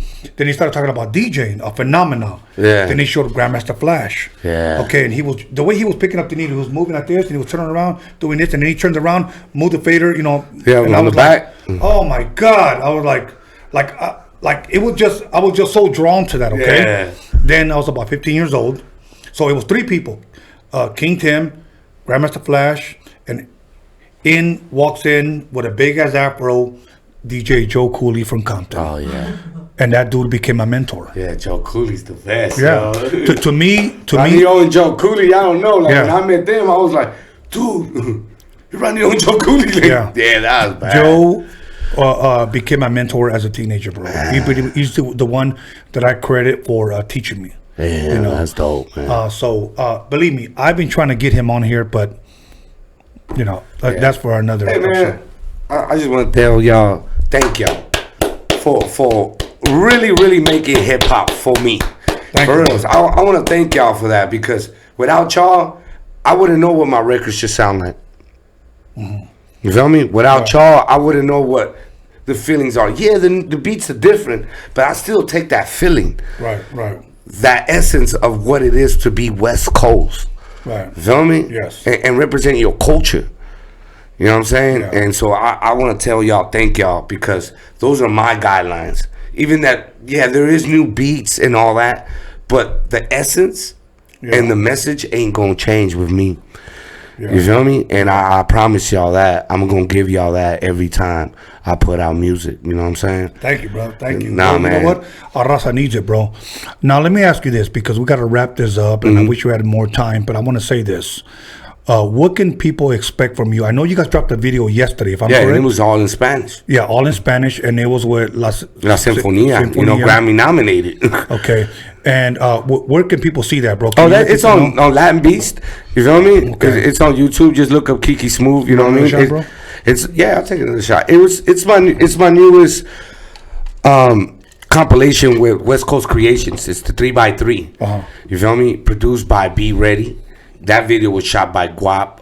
You know, I got another song coming out called La Creación del Oeste, Los Originales. That's featuring Bobby Castro, and that's shot by Extract Films, my boy OG Mal Hablado.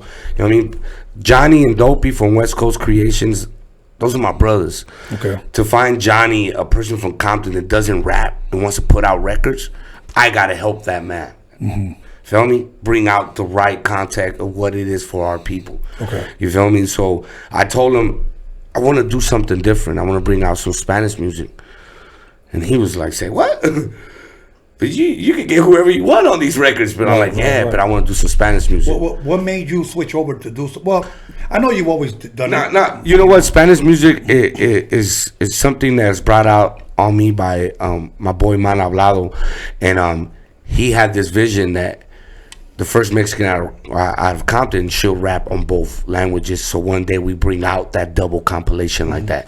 And when I started rapping it, I noticed this, that now everyone listens to me. Not just now. When I rapped in English, it was just my niggas and whoever could understand Spanish. I mean English, but in Spanish, my tia, my abuelita, your tia, everybody listens to me. And I don't just have like gangster music, because you asked me this question, what type of music was like played in your house. So I have like cumbia music. I have everything in Spanish, because there's no boundaries for me in Spanish.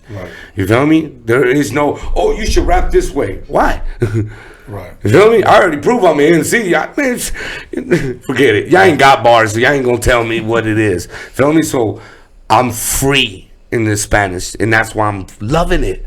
Well, you know, the Mexican / Chicano fans, like Mr. D said, if there's anything I agree with him, is on this.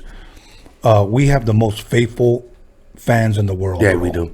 Okay, we have the best fans in the world, and I want to give it up to them for loving and supporting us. You know, I know we have that one little small element that likes to talk shit and likes to hate on us.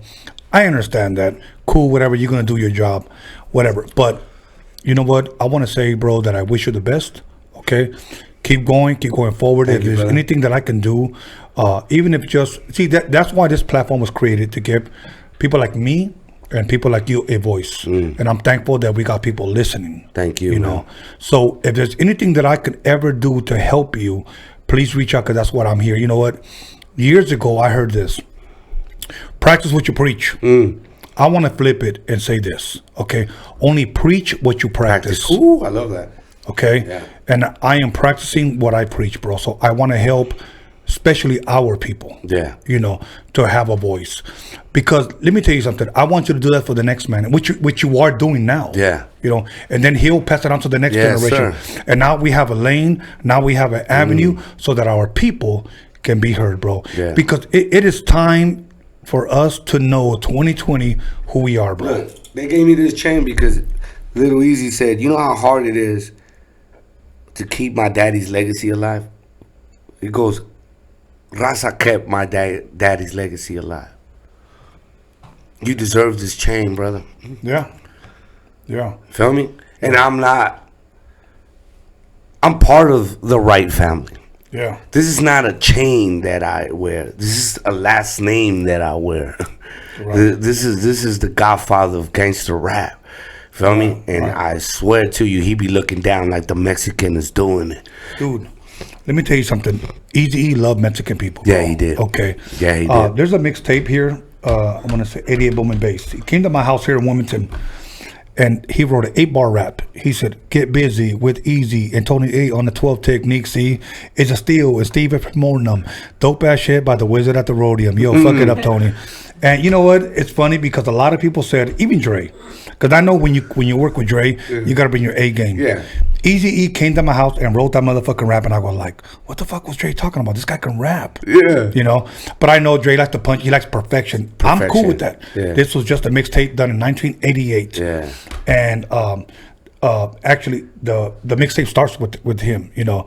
There was a time, bro, where we would say anything that Eazy-E rap song is gonna go gold. Gold, yeah.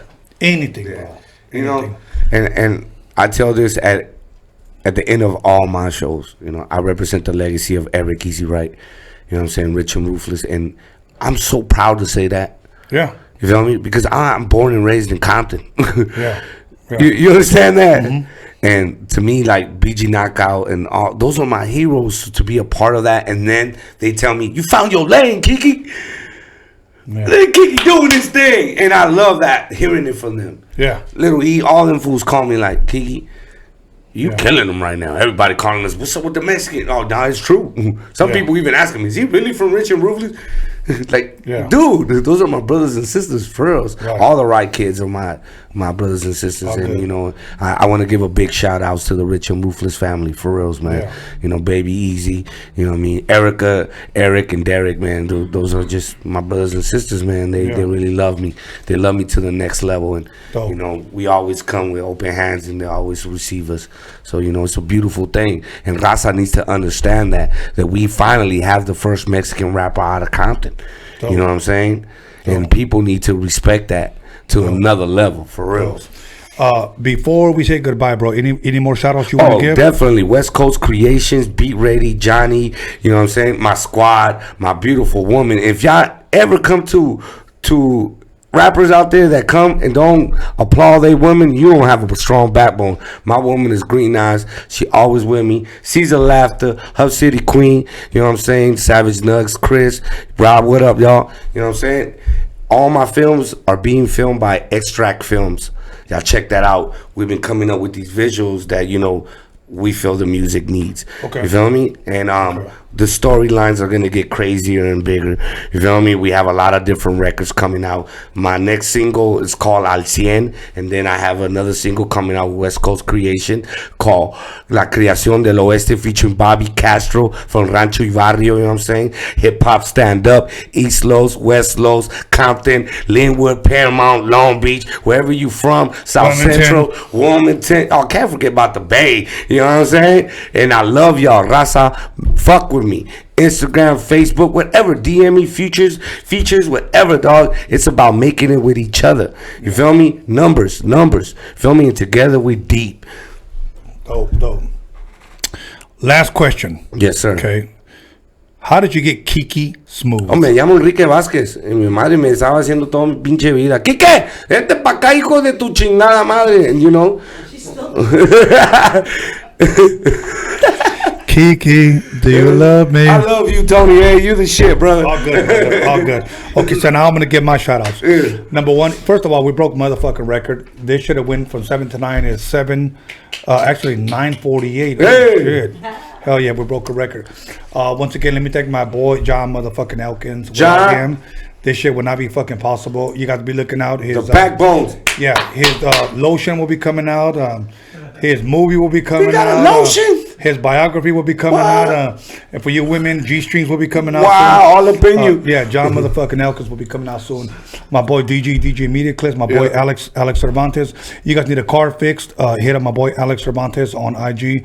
This motherfucker's dope. Okay, Cervantes Enterprise. I'm speaking it into existence. Okay. Other than that, I'd like to thank me. Okay, and I'd like to thank my boy Hoser. My boy Hoser for blessing me with the shirt. This dude drove up to my gym today in the city of Carson and blessed me with this shirt. So I gotta give Wilmington? it up. Yeah, Wilmington. My boy Hoser, much love and respect to him. Other than that, my son B. Scanless for helping me promote this. And let me make a special announcement that Sunday,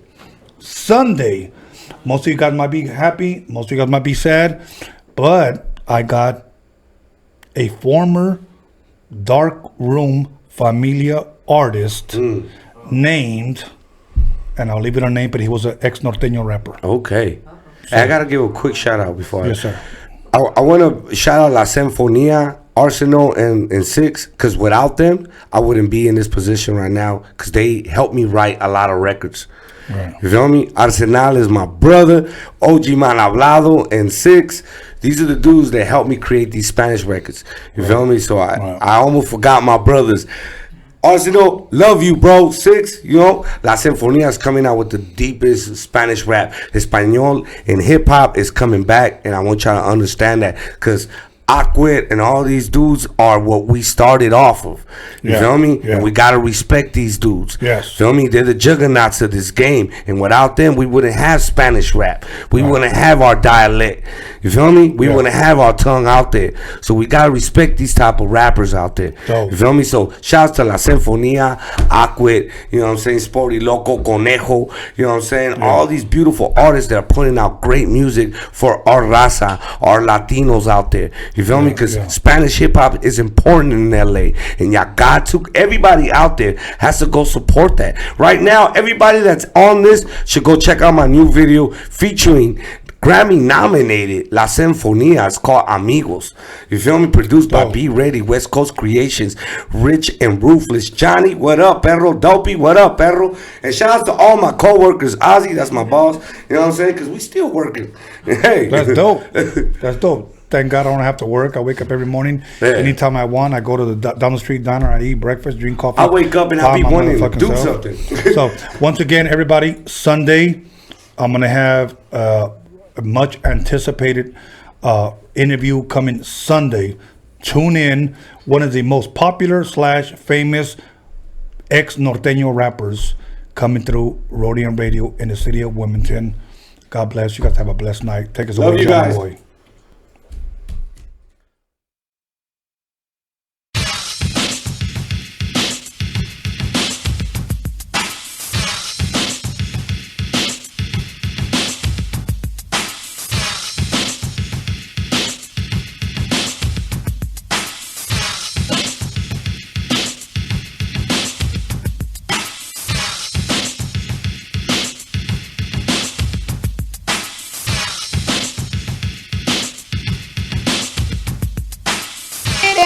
City of Wilmington, we keep it rockin'. So come on, shake it for me, Cali.